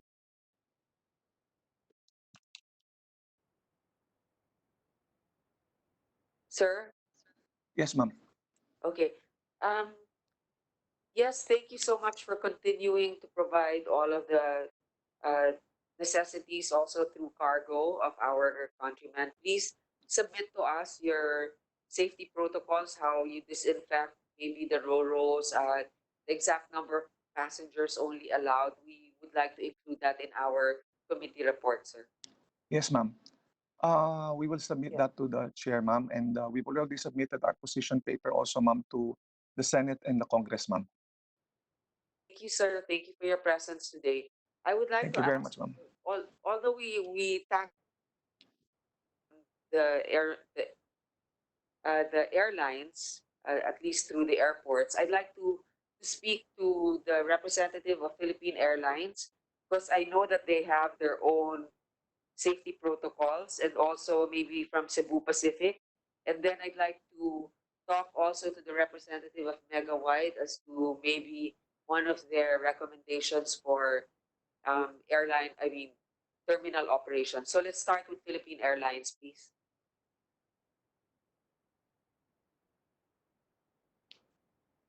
Hello. Yes, hi. Philippine Airlines? Yes, good afternoon, Madam Chair. This is Clara De Castro from Philippine Airlines. Yes, please. Insofar as safety of Hindi ka our, namin masyado yes, marinig. insofar Lapit as our mo lang sa safety mic. procedure. Yes. Hello, am I coming here? Okay, Yes, insofar now we as can hear our you. safety procedures are concerned, as mentioned by Attorney Bobby Lim earlier, we are complying with what is required by BOQ, DOH, and all the necessary required for Okay, so PPEs ganito na lang. for our crew, Kunyari, sanitation, pasahero dun sa etc. airline ninyo, Yes, ma'am. how many seats away from each other?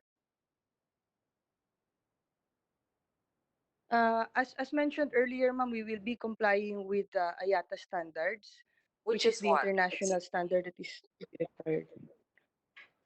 Ma'am, Which, insofar as social distancing is concerned, yes, ma'am. ano, no? Hindi ko marinig. Ano? Hindi kasi ganito. So yung social distancing would require what? Is it 1 meter away from each other? Ganun ba yun?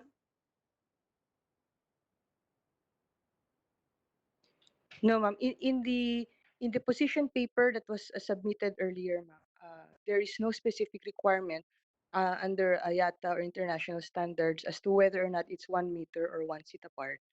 Pero di ba sinabi It is reduction of the number of passengers per airline? Ilang capacity? Wala. At the moment, ma'am, there is no specific requirement, whether under international or even in the local requirements, ma'am, specifying a certain percentage or certain number of passengers. So, okay. So if it's Philippine Airlines following the guidelines of the DOH, exactly what are your guidelines?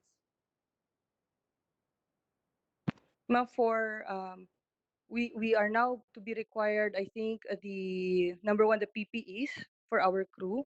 We will be Okay. requiring masks for all passengers that will be taking our commercial flights upon the resumption, and all required sanitation of our aircraft prior to takeoff and also upon arrival will be done. We have been doing that while we were servicing all the sweeper flights of all the islands. We have been doing that at the moment, Your Honor. Okay, can you explain to us how you disinfect the planes?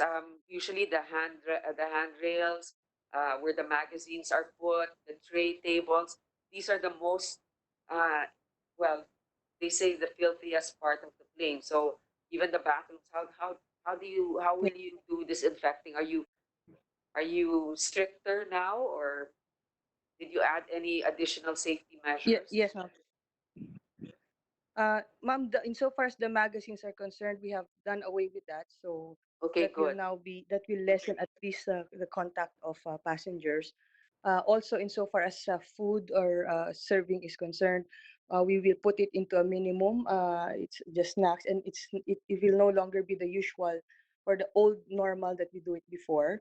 Again, for purposes of control. Insofar as sanitation is concerned, there is a specific disinfectant that is required internationally.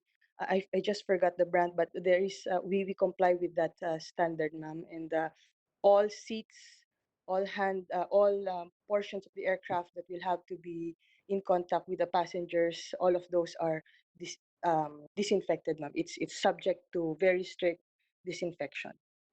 Okay, thank you. Please submit to us your safety protocols. If you say that it's in compliance with IATA or the DOH, we want to be able to hear from you. I would like to hear now from the VP of Cebu Pacific, Paterno Mantaring. Good afternoon, Senators. Good afternoon, Madam Chair.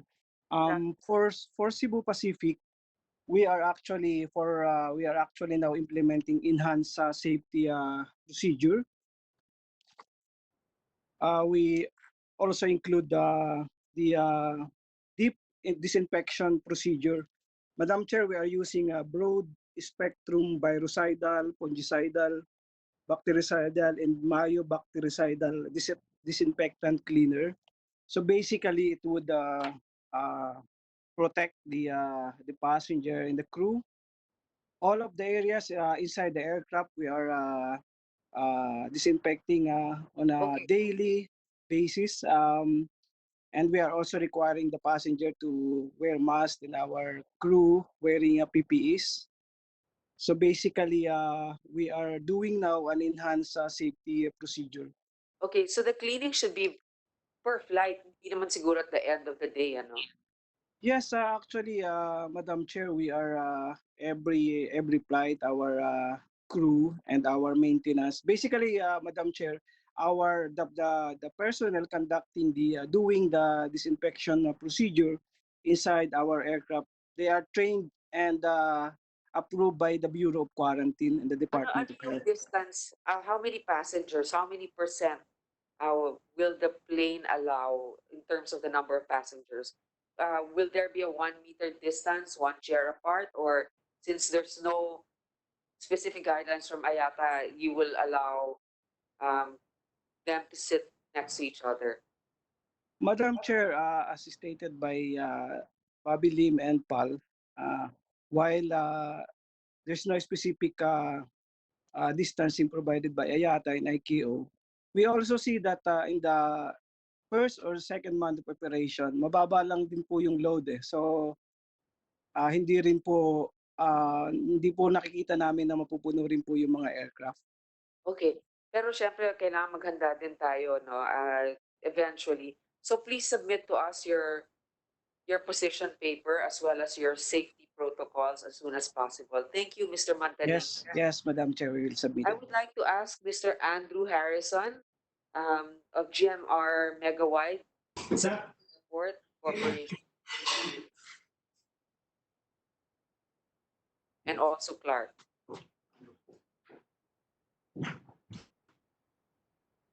Good afternoon, ma'am. Hi, good afternoon, Andrew. Mr. Harrison, can you explain to us if you have any suggestion, and we have limited time, maybe you can submit a position paper for disinfection, because I know that you run Cebu Airport rather efficiently. Maybe you can share your expertise with us. What safety measures do you have in place in your Cebu Airport, or maybe even Clark? Yes, good afternoon again, Madam Chairperson and committee members. I would just like to stress that, of course, for Clark Airport, it's construction by Megawide and GMR of the terminal building.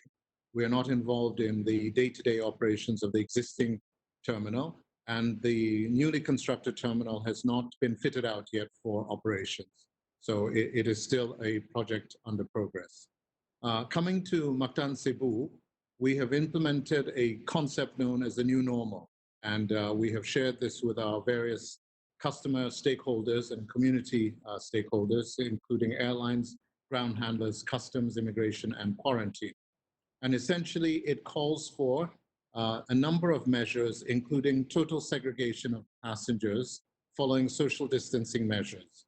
From the time they get out of their vehicles, there are going to be markings on the floor which will segregate them according to the direction they're traveling in. This continues all the way through check-in, through security, immigration, and to the departure gates. Hand sterilizers will be available throughout the passenger's journey. We're not going to place them on walls that you have to walk to. We'll place them actually in the path that the passenger takes. Wearing of masks is mandatory. There'll be road signage on the approach road saying that the entire airport complex is a mask mandatory zone. So even somebody coming to see somebody off has to be wearing a mask while they're on airport premises. And no entry will be permitted to the terminal unless you're wearing a mask. Temperature checks will be done for all passengers entering the terminal. And once passengers are inside and they go through the processes and they get to the boarding gates, seating will also be organized such that there will be seats that passengers cannot sit in and other seats that they can sit in will be marked. That will allow us to maintain social distancing. We also have signage that's been designed even for use in on escalators and in elevators as well, so that people know exactly where to position themselves and which direction to face when standing in an elevator with a maximum capacity. At the same time, signage is throughout the terminal, and there are announcements every 30 minutes reminding passengers of social distancing measures. We've also concluded on a PPE suitable for all frontliners, including CIQ, which basically is a face mask as well as protective goggles, not the face shield, because we believe that the face shield for frontliners is not suitable because it makes communication difficult when you have a face mask underneath the face shield as well. So we've gone with goggles and a face mask. And at the same time, we're putting up perspex screens on all the check-in counters so that there is a physical barrier between the passenger and the check-in staff itself. At the same time, our clinic in both terminals will be equipped to undertake rapid COVID testing for anybody who appears to be displaying symptoms, whether passenger or staff. And staff will be subject to a temperature check every time they go through a staff checkpoint, either to enter the airport complex and to exit the airport complex. We've also created a self-reporting system where any staff members who may have come into contact with somebody exposed can report to their employer, and their employer will refer them to the airport clinic. There is no charge for the assessment at the clinic. Mr. Harrison, Yes. I have to interrupt you because of our time constraints, but I am very glad to know that you have those things thought out. And I think that we will probably learn from the manual that you will submit as always. I am not surprised that you have come up with this, and this is an argument why government should not run airports and maybe a private sector in some cases. Okay, so just to wrap up, please submit that to us. Yes. In Hong Kong, there are disinfection booths. And I don't know, Mr. Harrison, if you can look into that to see if you can also adopt it here. Now, Cebu Airport is not, is it operational now? Do you still have international flights coming in or just essential flights? No, ma'am, just we have only cargo flights. We also have domestic sweeper flights and some foreign repatriation flights with departing passengers only. But under the previous ECQ measures, we're not allowed to accept passengers into the airport as arriving passengers. Okay, thank you, Mr. Harrison, for your time. We will await your submissions. Thank you. Thank you, Madam Chair. So that's it. I think we can wrap up our hearing for now unless any of my colleagues would like to add for any questions. Maaari po bang magsalita? One last question, Madam Chair, addressed to DOTR. DOTR, are you still there? DOTR? Asek Lopez? Yes, sir. DOTR, last na to. Your Undersecretary Artemio Tuazon was quoted last April 30 relative to the proposal of DOTR to provide or adopt alternative modes of transportation. And he was referring to one passenger vehicles. Is DOTR now proposing the utilization of bicycles or bicycle lanes? Tama po ba yun? DOTR? Yes, sir. If I may, sir. Any plans concerning this? Kasi parang hindi kasama to doon sa mga essential repair shops that will be open soon, bicycle repair shops, or do we have the infrastructure for bicycle lanes, DOTR? Madam Chair, yes, sir. We are promoting the use of bicycles po for as an alternative mode of transportation, sir. Non-motorized transport So in personal mobility. Bicycles will be allowed to traverse bigger roads, not just secondary roads? We are in, yes, sir. We are in talks, sir, with the MMDA, DILG, sir, to promote the passageways for our bicycles, sir. And we will see that come May 15. Am I correct? Yes, sir. Yes, sir. Hopefully, sir. Thank you. Thank you. Apo. I'm glad that you remembered to raise that issue on alternative modes of mobility. I think that there should be a separate hearing on that, especially there's a bill pending. And at that point, we need to have the DPWH present also, because those sidewalks will be quite crucial in determining the success of that. So with that, obviously what I want to remind our passengers, I think common sense is really important. When we lift up the quarantine to from an ECQ to a GCQ, expect a lot of probably learning experience coming out of it, that we will have to make certain adjustments to see if whatever proposals we have right now is actually going to work or not. We're going to have to see on the day that we actually lift the quarantine. So to our passengers, the most important really is to maintain social distancing, to always wash your hands, to keep a mask on. Otherwise, all of these measures will be for nothing, because we really have to make sure that we ourselves comply with the safety standards. So that's it for now. This hearing is Maaari pa po bang salita? this hearing is suspended because there's still a lot to tackle with regards to this topic. Thank you for your presence today.